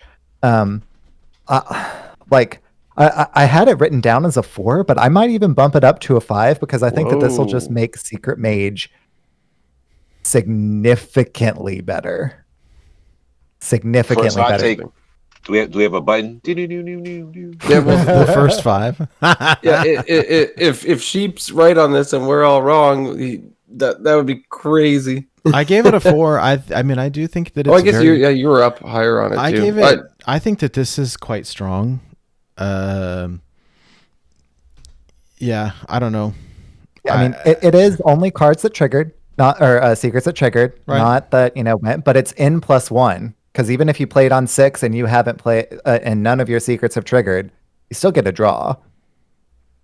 That's not worth this. I do like that it has the body, so it's not a dead turn. Right. Like that's good. At the same time, what if this is your only play and they've only triggered like a secret or 2, and then now you're just stuck not drawing cards after? So then you're probably losing anyway. Yeah. Can I add one last thing? True. Yeah. So like I don't know. So this card, we're debating if it's gonna slot Alaneth or not for people listening. This is the kind of card where like if you open it, try it out, but don't craft it. I can confidently say that. Agreed. I wouldn't on site. I'm not crafting it. If I open it, I'll try it out. If not, I'll ask one of you guys. But I just want to be fair to our listeners. This is that kind of card to me. Yeah. No. Sure. I think that's a good assessment. And again, a lot of these, it's very easy to give a hot take, but until we've tried them, like it's hard to say how good it will actually be. So, all right. Well, some hot takes here. That's good. I like that. The next class, in all actuality, I should probably give it a 4, but like, let's be real. We're here for hot takes. I'm gonna go for a 5. Yeah. Okay. So the next class up is Paladin. Do you guys want to take a quick break, or you guys want to just jump right in? Did we do 2 classes? We have now done 4 classes. So Demon Hunter. No, just in the last run. Oh, we did 2. We did. I'm good to keep going. If anybody needs a break, that's fine. But I'm good to keep going.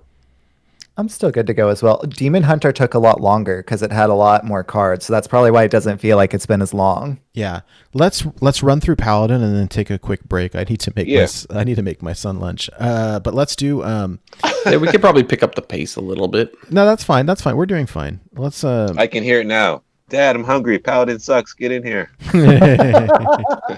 Daddy, get in here. That's awesome. That's awesome. All right. I'm messing. Okay, so let's.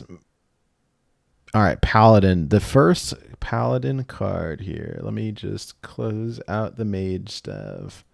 Open up the Paladins, and first card up is the Red Scale Dragon Tamer. This is a 2-mana 2/3 Murloc with a Death Rattle. Draw a dragon.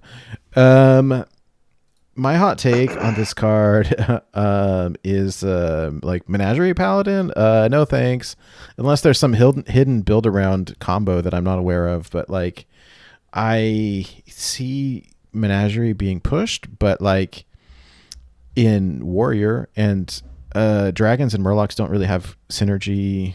And I know there's a little bit. There's one. Yes, there's some. What is there? One Murloc that buffs your dragons, or vice versa. There's that one, but Yeah. then there's also Scale Lord, which gives your Murlocs Divine Shield.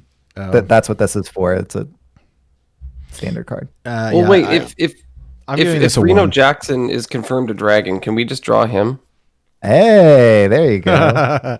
If that's how it worked, then it would be good. All right, Mike, what do you think? I try to be like positive when it comes to reviews, but when cards like this are in front of me, it's hard not to. So Murlocs are already very specific in what you need to do. Go face, get other Murlocs that buff health or attack, and keep going face. So all this does is water down the pool of the cards that. What's the weapon when you attack? You can discover a Murloc. There are other cards that discover Murlocs. The fish I and know, pull one. yeah. When I play a lot of Murloc Shaman and Murloc Paladin, I'm looking to discover Murlocs that are gonna buff my attack or health total, and I feel like this just waters the pool down. I'm not sure. I don't play World of Warcraft, so I don't know the whole Paladin and Murloc, like the non-synergy there. I guess that's just weird for some people. But the dragon thing, as a Hearthstone player, now they're making like Murlocs who synergize with dragons. It's just really weird because a lot of the effects aren't even like cool. Like I played Yu-Gi-Oh before, and they have like fusion effects, and this guy combined with this does that. But these Murlocs and dragons, it falls short to me. So this is a 1. Like most of these Paladin cards are 1s, just like Hunter. I gave this a 1. Also, I don't see where it has a home.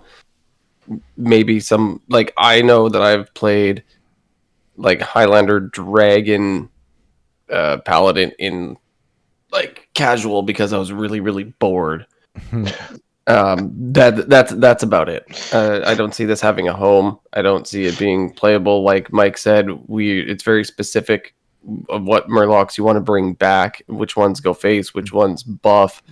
This does none of those things unless it's planned down the road for some sort of combo you're drawing into something specific. Right now, I don't see it as a thing. So yeah, totally a 1 for me. Yeah, this is a standard card. It's trying to get you to draw your Scale Lord, which is a 5-drop dragon that gives all of your Murlocs Divine Shield. I thought that this was a battle cry. I don't even know if standard is going to run this. Like this is a 1. This might even be a 1 in standard. It's not good. Yeah, as a death rattle, if it was a battle cry, then you could do it. Then maybe you play it in order to draw your Nosdormu, but it's a death rattle. So yeah, battle cry. I'll sit up in my chair. Death rattle. No. All right, let's move on then. Next battle, I sleep. Next one up is Day at the Fair. This is a 3-mana common spell. Summons 3 Silverhand recruits. Corrupt, summon 5. This card is, in my opinion, just not good enough for Odd Paladin. There are a lot other ways to get recruits that are much better, much faster. This is a Muster for Battle 2.0, but worse. So I give it a 1. Fair enough. All right, so I think there are 3 cards in Paladin that I enjoyed. This is one of them. This card is dependent on the other 2. 2, 3, maybe it's 4. Anyway, so this one, I'm gonna give a 3. No, actually, to be fair, do you guys consider is Odd Paladin fringe? Is that No, fringe? No. it's meta. No, It's people very are playing good it right now. again. Very meta. Yeah. So the deck itself slots at a 4. So I guess I'll put this card at a 3. I don't think it's a 4 power, but I guess maybe I'm just talking in circles. But I'll put it at 3. That's sound reasoning. The I cards think. later will help me explain this card. Yeah. No, I think that's fair. I mean, I could see it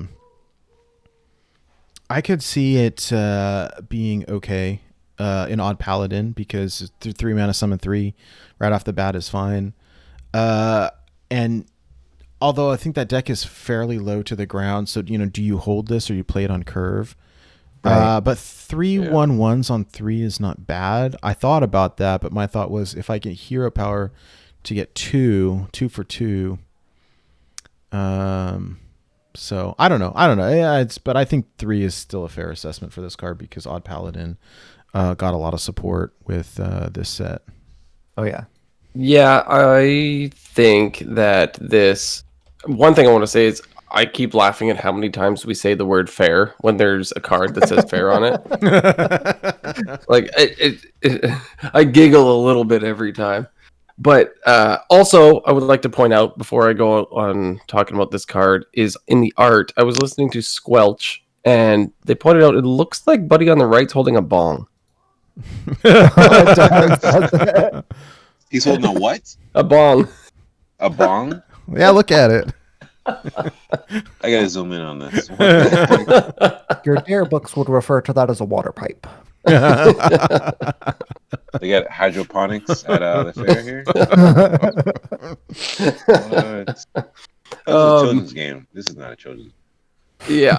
So anyway, as gonna ride Mike's coattails there a bit on the assessment. The deck is meta. This card may or may not slot into it. Like, I'd rather play Muster for Battle to get my 3 Silverhand recruits, my weapon. I mean, it's really cool if you draw into this later. Because sometimes you run out of steam, right? And it'd just be cool to, like, okay, 3 mana here, we dropped 5 now. So I'm going to give it a 3 as it is a playable card. Whether it will be meta, I don't know, but I think it slides into playable. 3 being playable, yeah. Yeah, I'm giving Day at the Fair a 1 because I think that it's basically, without being corrupted, it's worse Muster for Battle. In order to be corrupted, it has to be in your hand whenever you play something higher. A 4 So, cost or above. Yeah, that's what my thought was. Like, initially, like 3 for I don't know. If it was 4, summon 4 for 3, okay. Yeah, completely agreed. I see it as sort of like a top deck later. Like has if you upside. get it off curve, that's why it kind of is okay. But It definitely has upside. I just think that Odd Paladin wants to be more proactive, and it wants to play the things on curve as much as possible. And if you're drawing it later, then you would still have to play a more expensive card, like with this one still in your hand. So if you're trying to, win a top deck war, then this is still just going to be, 3 Silverhand recruits at that point. I don't hate this card by any stretch of the imagination. I just think that currently, we already have Muster for Battle, and that one at least gives you a pointy stick to poke at things. And it's possible that this ends up being better because it's Muster for Battle with a possible upside. But we're here to make hot takes, and my hot take is that's a 1. Yeah. I mean, in hindsight, I could probably give it a 2. I guess I've been looking at the Theorycraft Odd Paladin decks, and like I just don't think this slots in very nicely. But like Holy Elvis is saying in chat, like you could play this on 3, and that's fine. Like 3/1/1s for 3 is fine. I love playing Muster for Battle on 3, but I also get a poking stick. Yeah. I agree. Okay, well let's move on. The next one up is Carousel Griffin. It is a 5 mana 5/5 Yeah, I'll be mech. right there. 5 mana 5/5 mech with Divine Shield, and it says corrupt, gain +3/+3, and taunt. So this is an interesting card for me. I think that here's my note. It says this is great in Mech Pally, but only if you're able to reduce the cost first and then corrupt it and then play it, and that's really hard. And even then, There are a lot of conditions. And then even then, that Mech Pally is not like a top tier meta deck at the moment. I mean, I think it's good. I've seen both Sheep and Mike have a lot of success with the deck, but I think that this is not like if it had Magnetic, then I'd probably play it on 5, but it doesn't, and so I gave it a 2. I think it's fringe playable, but I think that triggering it is difficult. That being said, I definitely think that there are ways in Mech Pally to reduce the cost relatively easy. And like Celestlon was saying, that Corrupt looks at the current cost, not at the original cost. So if I play, I don't know, the one cost, whatever it's called, that reduces, and then I play a Mech Warper, like I could play this potentially for 3 mana. But, you know. Anyways, I give it a 2. Mike, what do you think? Yeah, I agree with a lot of what you said. Just to ride your coattail. Based on what the ratings are, I feel if Odd Paladin is meta, then Mech Valley has to be fringe. Not has to be, but I just feel that it is. I don't see it a lot. Funnily enough, I only see it whenever like I'll bring it up, or if someone else brings it up, then I'll tag Sheep on it. And then another, I don't know, 5 weeks will go by and no one's talking about it. So like it does come every once in a while. So I'll give it a 2 based on fringe. That doesn't mean that I'm not gonna play it or I'll play it less. I'm gonna play the hell out of it because I'm determined to like prove that I think this card is really good. I wish it did have magnetic, but they did say they weren't gonna continue. They were gonna discontinue that keyword. So it's all good. Got War Gears. I got Annoyo modules over here. I'll find ways to beef it up. Cool. When I looked at it, it's funny. I didn't really just necessarily think of Mech Paladin. I was thinking of the new N'Zoth, bringing back the different minion types. Mm-hmm. So this would be Divine Shield, 8/8 with Taunt as something that would come back because it's one of the different minion types. It's the only thing I really could think of. Is that going to be a deck? Probably not. So whether does it qualify because Corrupt gives it the ability of Taunt? It's not built So in. what happens is when it's corrupt, the card changes, right, to a different card. Oh. So then you play that card, right? So that is the card you played. You didn't play this. You played the new version of the card. So when you play your N'Zoth, it will bring back the one that you had played. So you didn't play this. You played the other version, right? Okay. So it would bring back your Divine Shield 8/8 with Taunt. Oh, yeah. Okay. So, but also, is that meta? Probably not. I mean, right? Well, hey, say you're probably onto something because N'Zoth brings back a mech, right? But Yeah. also an elemental. That's what I mean. So it's one of the minion types. What about Ragnaros, the Light Lord? Yeah, as an elemental. There you go. Yeah. I mean, like Sloveticus in chat is saying, a 5 mana 5/5 with Divine Shield is not bad, and I agree with that. So that's where I was coming from with this one. Not in a Mech Paladin, but in this sort of menagerie, N'Zoth style sort of control, whatever deck, where this is something you are going to resurrect. You're going to bring this back. Interesting. Is how I see it. There's a possibility for sure. But also that sounds fringe. So like I wish I could give this like a 2.5.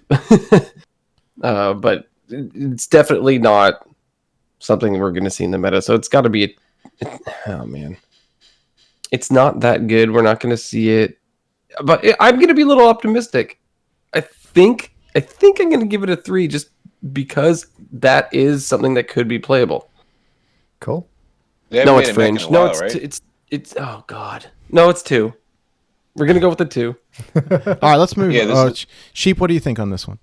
So I think if Like, I'm it's so trying to torn. run Noon Azoth, then I'm gonna run it only one mech, and that mech is gonna be Ziliax. Like I'm not gonna be running Carousel Griffin there. Even if it's corrupted, it's still nice, but I'd rather have the lifesteal. Um, if this had magnetic, then I would just easy slot out the magnetic 5/5s for this one Yeah. in Mech Paladin. But without it, it's just not impactful enough on board as it is. So at the very least, in my version of Mech Paladin, I'm not slotting in Carousel Griffin. I like the flavor of this card, and I think it'll be really strong for any sort of like menagerie type shenanigans in standard. But in wild, you know, I'll look at this card and smile because I think it's cool. Um, but I'm giving this card a one for standard because or sorry, one for wild because I don't think I'm ever gonna play it. Yeah. Okay. Next one up is Snack Run. This is a. Oops. There we go. This I like is this a card. 2-mana rare spell. Discover a spell. Restore I health love it. to your hero equal to its cost. I think that the random pool is huge and wild, and that we don't really want healing. Like, I don't know what deck I would put this in. At least none of my existing ones, and I don't think that this necessarily creates a new one. I just don't see it. I give it a 1. I like the flavor of it. Seems cool, but I don't see myself. Flavor snack. I give it a 1. What do you think, Mike? What, Nate? You don't want to heal for 0? Sure, why not? I like the card because I just did a snack run, so that's convenient. Had beef tacos, hot sauce, some sour cream. That was great. I give this card a 1. What was the name of the horse card that did this in Paladin? Yeah, I don't Just know. like 6 mana 4/4 or whatever. Discover and heal, same thing. Yeah. Yeah, I mean people ran that, but For a that little has a bit. body. It had a body attached to it. This doesn't, so I give this a 1. Yeah, Heal Paladin hasn't been a thing, and it won't be a thing. I like the flavor of this card though. But It's a 1. Sweet, short and sweet. all right. Next up is the Carnival Barker. This is a 3-mana rare 3/2. Whenever you summon a 1 health minion, give it +1/+2. I think this card is incredible. I think this is an instant staple in Odd Paladin. This is better than Steward of Darkshire, or you could just run both. The card seems very good to me. I give it a 4. Oh, you cut out just briefly. You said you gave it a 4. I give it a 4. Yeah. Cool. Oh yeah, same here. I think what's understood doesn't have to be spoken, but we're doing a review show, so I won't go too much. But the ability, I see if at any point in time this card becomes a problem, but Reno Priest is a thing, and Dark Lair. If this did have the chance to be a problem, the 2 health would probably get nerfed down to 1 health. But I think it's pretty sweet. I think they purposely made it 3 mana. They know what they're doing out there. Everyone says, they don't care about wild, blah, blah, blah, but they know what they're doing. I gave it a 4. My note says Odd Pally busted. So, Yeah. end of story. Yeah, Odd Pally good. As an Odd Paladin player, I wish that this was a 2/3 instead of a 3/2. But yeah, this is a 4-star card. Yeah, it feels very strong to me, and I think my initial thought was that it synergizes very well with the Silverhand recruits, but there's also a lot of other 1 health minions that this is just really good. This is almost gonna get nerfed in my mind. It seems very good. Yeah, if they were only looking at wild, this would get nerfed for sure. I like it. But how would you nerf it, right? I mean, I think because it reminds me of Steward of Darkshire in that, in order for it to be fully effective, you can't play it until turn 5. So because you want to hero power the same turn that you play it, and I think that's kind of how this is. Like if you have to tempo it out, you can, or you play it on 4 with Lost in the Jungle. That note about Steward of Darkshire is going to be very relevant when we talk about a legendary here shortly. Yeah, no, it is actually. So, okay, well, I think we're all agreed that this card is very good. So let's just move on then. Oh yeah. Okay, next up is Balloon Merchant. This is a 4-mana 3/5 rare minion with Battle Cry. Give your Silver Hand recruits +1 attack and Divine Shield. I was saying the other day, I wish this card cost 5. If it cost 5, Yeah. if this cost 5, I would play it in Odd Paladin. Oh yeah. If it cost 3, it would be absolutely broken. So unfortunately, because it's even cost, like we really don't play, like even Paladin is just not good enough. So you know, I give it a 1. That's sad. I know. But it is what it is, I suppose. Yep. Yo, I think Blizzard saw their GM, No Hands Gamer, playing Wild Even Paladin one night last week. So, here you they were go. Like, oh, quick, make this card.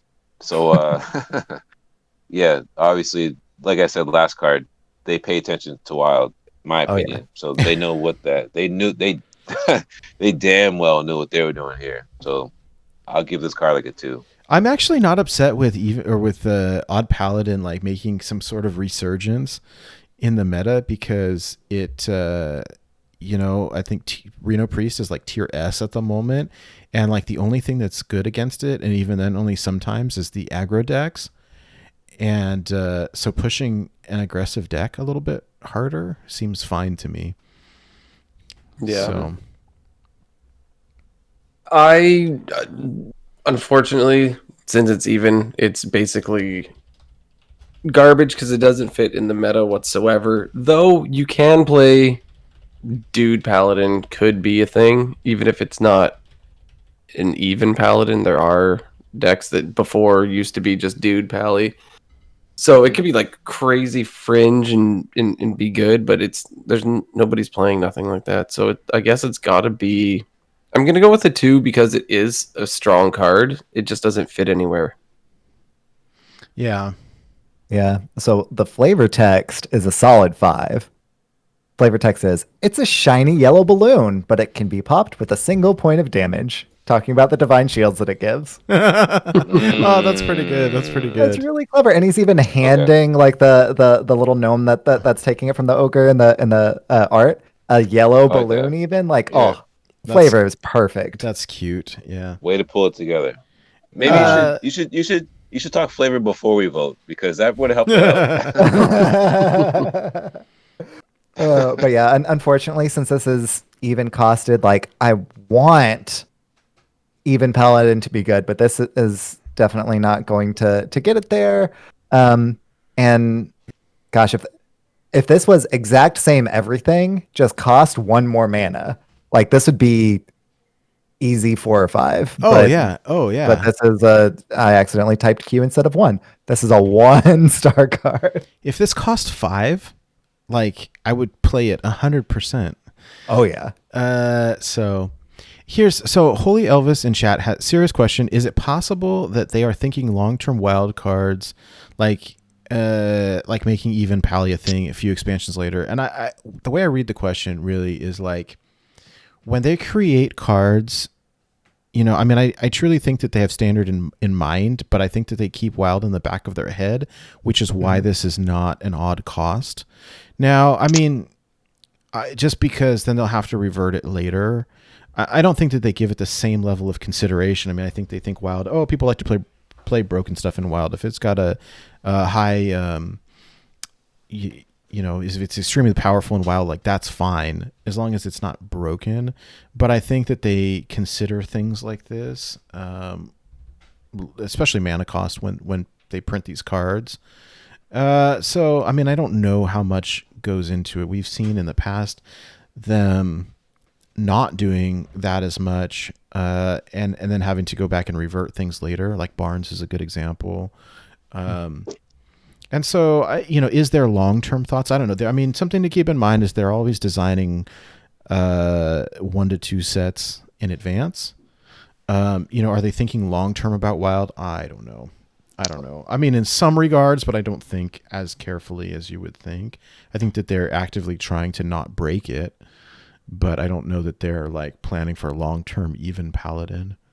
If they were doing that, they would have had a better solution for Demon Hunter. Even Demon Hunter, right? Yeah, I think that even Paladin doesn't really care about the dudes quite as much as well.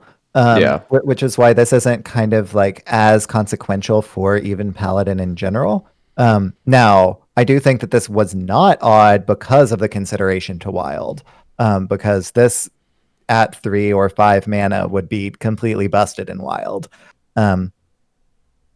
But yeah, I don't think that this one in particular was a consideration for even Paladin in particular. Yeah, I don't think it's necessarily even Paladin. No, and I Just wouldn't. Dude Pally in general is what I thought.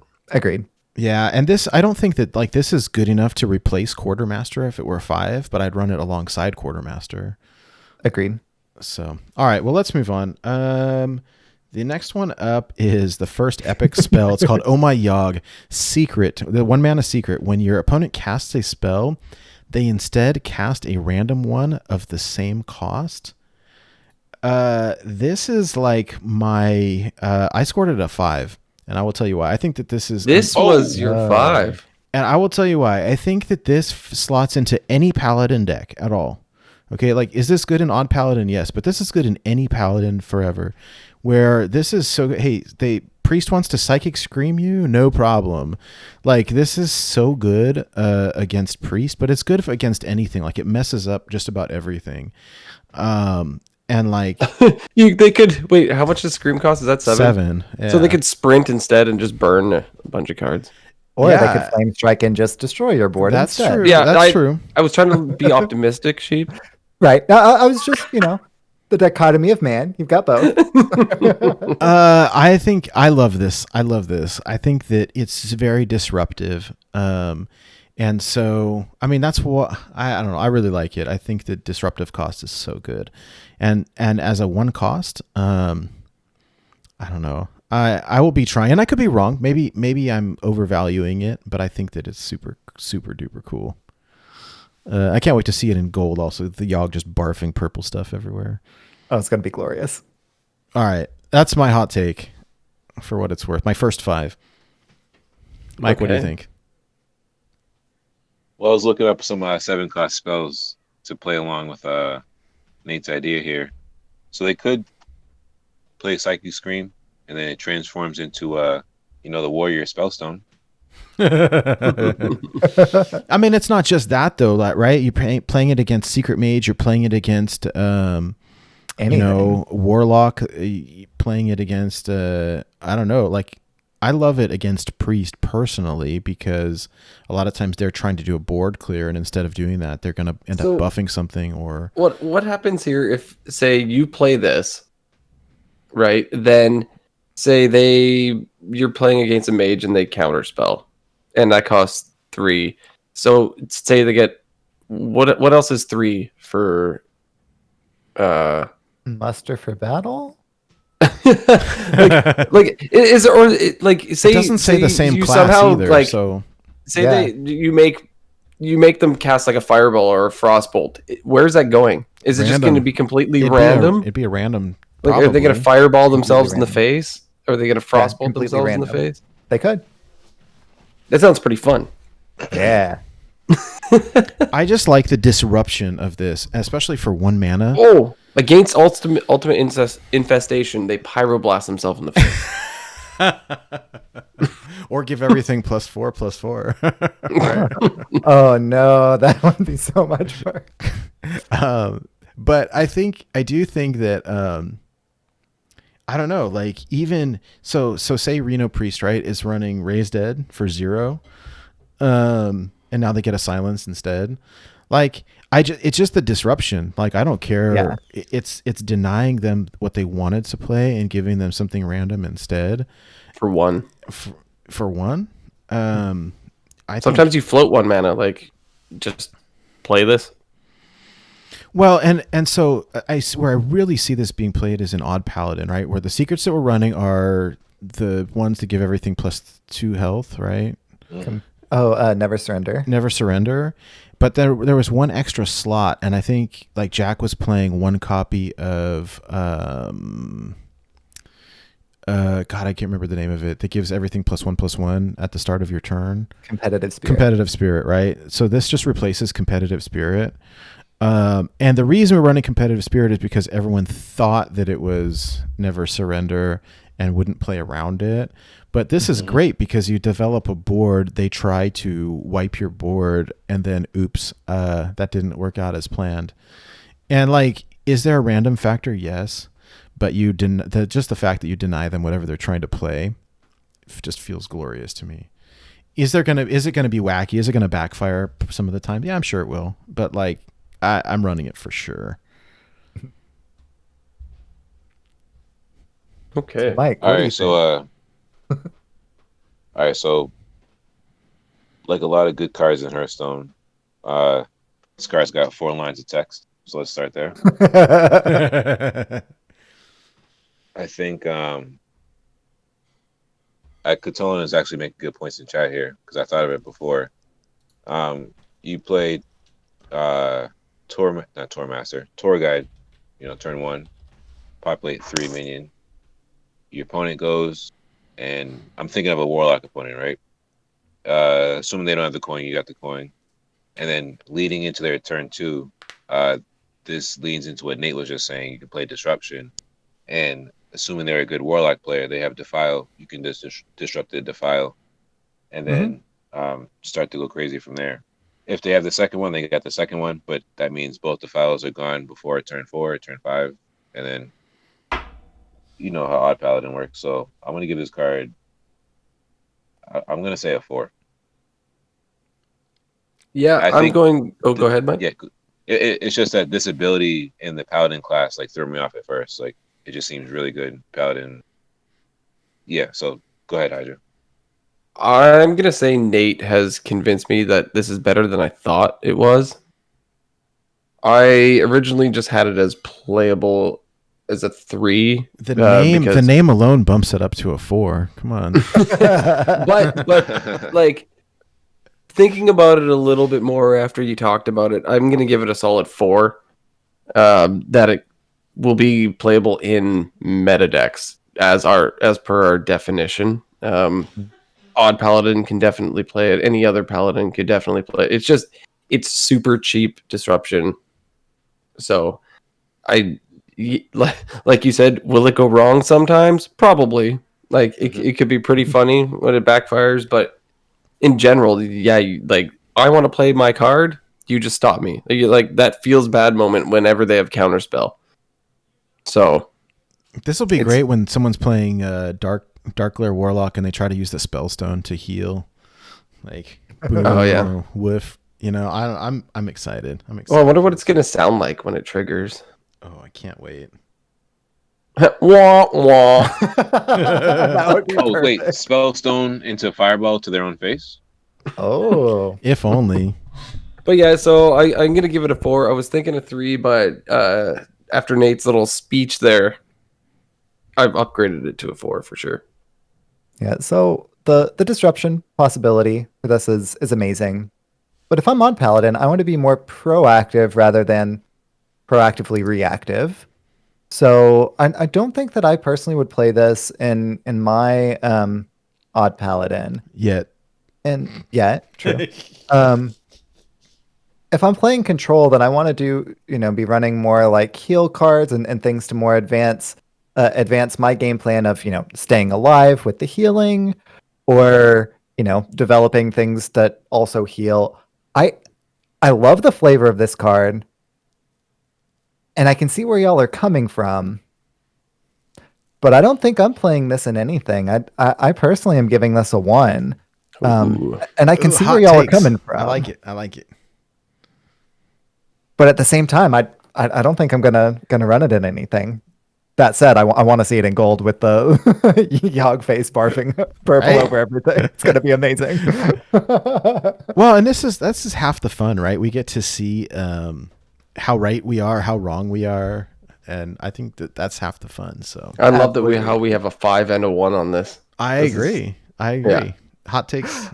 I was originally gonna give it a 2, and then whenever Nate gave it a 5, it's like, oh, I have to give it a 1 just for the split decision. I like it. All right. Next up, we have this is a 6-mana weapon called Hammer of the Naru. It's an epic 3/3 with a battle cry. Summon a 6/6 Holy Elemental with Taunt. Woof. Okay, I think that this is going to be good in some sort of Highlander Paladin deck, or maybe a pure Paladin. It doesn't seem busted, but it definitely seems playable. It's essentially 9 mana worth of stats for 6. It's a little bit slow. The elemental battle, or the elemental tag on it, I don't think really makes a difference. Unless you're playing Nazoth, but it can't be pure then. Yeah, that's true. You can still play it without it being pure, but still, I think that this is definitely some good value here. Yeah, I give it a solid 3. I think this is actually pretty good. What you got, Mike? All right, so I like this weapon a lot. I know it costs 6 mana, but I'm looking at it at probably at a 2 or a 3, because it's not there yet. Kind of like Soul Demon Hunter. Secret. I ran into this deck one time and I started playing it and I started seeing it. Secret Libram Paladin. Interesting. So I like. I'm sorry, pure. All the different elements mixed into one. Sounds crazy, but it actually works pretty well. I like this card because you can apply Librams. This gets you a weapon. You can apply is it Light Forged Blessing? Gives your minion lifesteal. I'll share. I'll find the list while the show's going on, and I'll share it. I like the pure secret Libram Paladin going on in Wild. I feel like this gives it more tools, so I'll give this a 3. I'm gonna go with 3 as well. I feel like it's a rock solid card. You got your 6 mana 6/6 with taunt, and you have the 3 mana 3/3 weapon on top of it. Like, don't forget, you get to swing with that 3 times for 9 damage. So you get the 9 damage plus your minion that has taunt as well for 6. So that's 18 damage you can do, basically. 18 attack in one card, It right? seems pretty solid. This is going to be beautiful in gold also. Like, I think it's a solid, like 6 mana, 18 attack in total. And if they can't even kill, maybe they have to throw a few minions into your taunt. They can't just get it with 1, or they don't have like shield slam or whatever they're gonna do to kill it. I think it's really good. I think it's a playable card. I don't know if it's gonna be meta playable, but I've run into Libram Paladin actually quite a bit. Yeah, it's better than expected. So I'm gonna bump it from a 3 to a 4. Okay. I'm gonna put this to a 4 because that means it will be meta playable. And if Libram Paladin is in the meta, then I feel like they're gonna put this in the deck just because it's a good card. Yeah, this is all around a good card. I think this honestly sets up for even Paladin sometime in the future eventually, because it is an even cost card. Of course, Pure Paladin, of course, Libram Paladin. I mean, I feel like if there's a Paladin that's not, odd or that's not hyper aggro, you're probably going to run this. Like, it's just all around solid. Are any of those going to be meta decks? This expansion? I'm not sure. Not, but yeah. When I run into like a pure Paladin or Libram Paladin on Wild Ladder, like they're usually pretty good actually. Like there's just a lot of value there. So I don't know. So Like, I know I've been smoked by it. yeah. Like, but it doesn't happen all that often. Yeah. So- No, I agree. I'm caught between a 3 and a 4 because this is all around a good card. But in the meta, I'm going to say that the meta is going to be a little too fast for this right now. And go for, but Librams keep it. And Pure keeps it. You're pulling a Hydra. I love it. Just like thinking out loud. What is it? I was all set for. At first, I was like, it's either a 1 or a 3. And then I'm like, it's either a 3 or a 4. I'm all around the board with this card. I'm just so caught in the weeds with David S. Pumpkins, man. Yeah, I think it's a 4. Like, this is just a solid card, and I think that Libram Paladin in Wild just gets even better with this. I'll go with 4. Cool. I'm not super confident about that 4, but 4. There's so much value there. I think it's a very good card, though. It's such a good card. Even if it ends up being essentially a 3 this expansion, it's gonna be good at some point. Yeah. All right, we get into our class legendaries here. So first up is Lothraxion the Redeemed. This is a paladin demon, which is interesting. There's lore here. 100% there's lore here. 5 mana 5/5 with a battle cry. For the rest of the game, after you summon a Silverhand recruit, give it Divine Shield. Yo, look at my man's armor. Dude. Right, bro? Damn. Holy crap. Shiny. Yeah. This is gonna look amazing in gold. Do you notice how he has the golden, like the gem of the legendary, like on his belt? Hey, you're right. Yeah. I did not notice that until you just said it. Right? That's pretty cool. I gave this This dude is shining. I gave A this 6? Yeah. I don't think I don't think it will like warp the entire meta around this card, but I gave it a solid 4. Like I think it's definitely played in Odd Paladin. Now it's interesting because I looked at Mentalistic's list, his Theorycraft list, and it's not running this, but I think that this you could swap this out for Lotheb, or you just drop something and add this. Now, the reason that I think that it's so good is because it says for the rest of the game, so it's a permanent effect. So even if this guy dies, the rest of your game, it's a permanent Steward of Darkshire. Like, this is rad. This is absolutely super cool. And you tempo this out. Like, there's no reason not to. I struggle because it's in the Lotheb slot, but I think you make room for it. Like, this card is just rad. So this is a solid 4 from me. The only reason I don't give it 5 is because it fits into essentially one deck. It fits into Odd Paladin, and that's it. I suppose you won't run this in a pure Paladin, right? You don't run it in like a Reno Paladin. You don't run it in, like, it's only for Odd Paladin in my mind. And so I don't think that it is meta defining, but I think it's definitely played in a top tier meta deck. So the reason that I scored the other one a 5 is because I felt like you could drop it in any Paladin deck and it would be good, where this one is one specific Paladin deck, but it's very, very awesome. So I give it a 4. Yeah, I'm not gonna sound exciting or unique here. This card's a 4. This card activates the day at the fair. This card, if you told me that, what's the 3-drop that gives Divine Shield? Steward of Darkshire. If you told me Steward of Darkshire got tired of getting killed and evolved into this 5-drop and had a permanent effect, I would definitely play it. And here it is, like, in all this shiny golden demon glory. I don't get how he's a demon in Paladin, but it's cool. It's all good. It's lore. We'll talk about it on our lore episode. Ooh, okay. More content. I like that. Yeah. I like that. Okay. So, yeah, I'm giving it a 4. Like, this is a home run to me. I know it goes in one deck, but the deck it goes in, it's like, it's amazing. This card is amazing. So's your face. Aww. Appreciate it. So what I struggle with here is whether this is a 5 or not. Because like it's so close, but I don't think it quite is. It's so darn good. Like, yeah, 4.5. like, sorry, 4.5. Do we have that here? Yeah. Well, what I wrote was 4/5.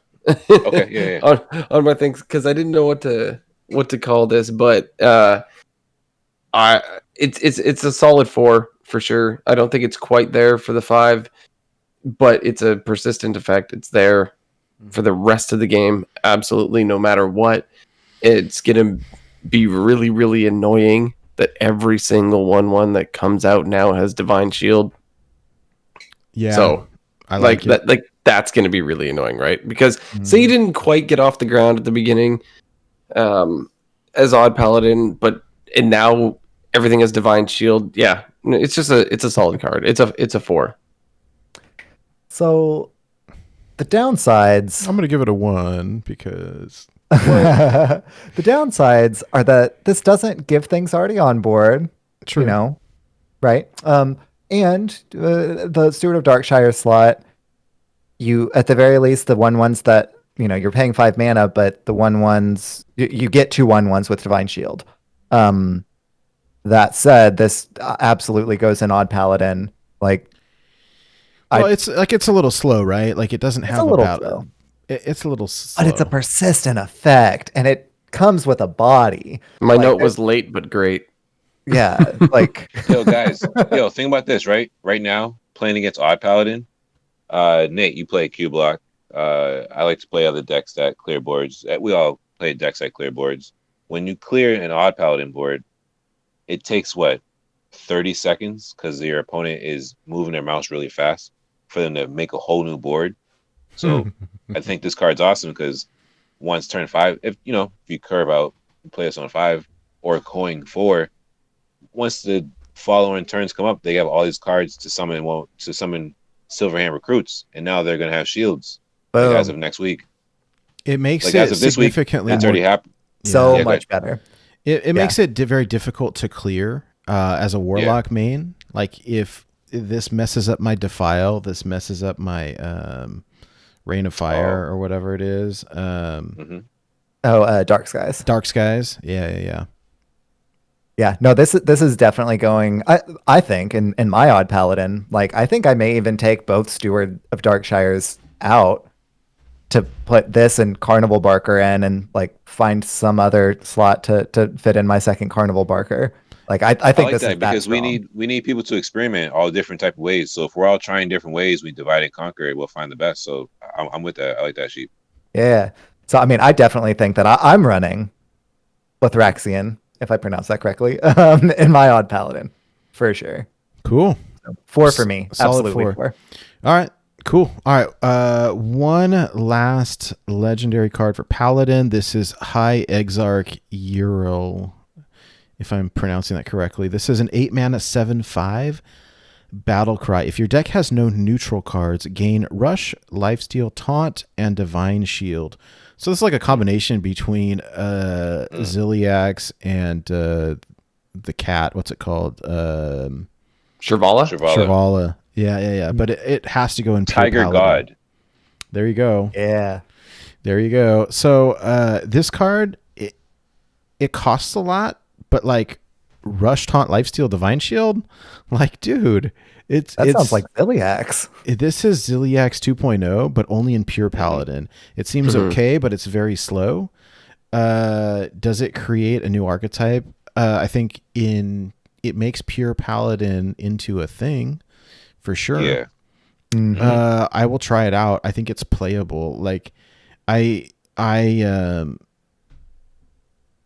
think that like I struggle with this because I don't know that it makes it up to a 4 for me, because I don't think that it makes its way into like quote unquote meta decks, because I think because the requirement for it to go into pure Paladin.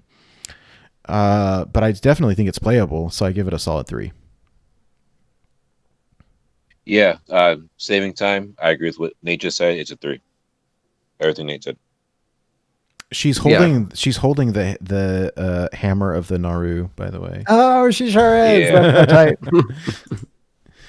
Yeah, I think that this is like an awesome, extremely powerful card. It's going to be annoying. It's got a great heal. It's all around a great card. It's that the fact that it has to be in pure Paladin, and that's not necessarily a great wild meta deck, right? So it falls under the category of it is a playable card, not necessarily playable in a meta deck. So 3 for me. Cool. I think it's sad that her gems are epic gems when Lothraxians were legendary gems. But Good point. Good point. Maybe this used to be an epic. Oh, yeah. So I'm debating on whether this will make that Libram Pure Paladin like a meta deck in Wild. do you just run Holy Wrath and run this with Shrivala and just have a higher chance of like? No, I guess you can't run Wait, Shrivala's Paladin, legendary, right? Shivala's Paladin, but Polkilt and Bankers aren't. Nope. So in order to like get it off, you would need to Oh no, yeah, it doesn't run those neutral cards as well. It's not consistent enough to make it work. Yeah, you're right. No, Never mind. Unfortunately. Boo. I wish that this didn't have the pure like constraint to it, because I would love to run this in even Paladin, right? Oh yeah. But yeah. you know, Gin is neutral, so can't really do that. I don't think that this makes Libram Paladin a meta deck. I think I'm gonna have to go 3. Like it's almost there. It's almost there, and I think next expansion may get us there, but we're not there quite yet. So 3 for me. Hold on, Sheep. Hold on. You got my brain working. I know we're about to go. Even Paladin. So think of, we're all like legend players here. Think of the lines of play when you're playing like a Warlock deck. It's got Zephyrs or Galakron Warlock, and you can't play Zephyr until you draw the other copy of the card, right? Right. Why can't we apply that in even Warlock, where we play this after we draw again? So we could, but the thing is, like there are a decent amount of other. Well, I mean, I guess you could, but you want it to be more consistent than that, right? Okay. Yeah. I think you just want it to be more consistent, because like if you want to be able to heal up, but your Gin is still in your deck, you don't want to draw patches. And so this is like a reward for drawing patches, but you want to keep Gin in your deck because you don't want to draw. Like it's kind of conflicting. I see exactly what you're saying, but even Paladin doesn't have enough. Yeah, Otto just nailed it. Even Paladin doesn't have enough draw. Oh, okay. Yeah. Oh, what up, AC? Auto concede? What's up?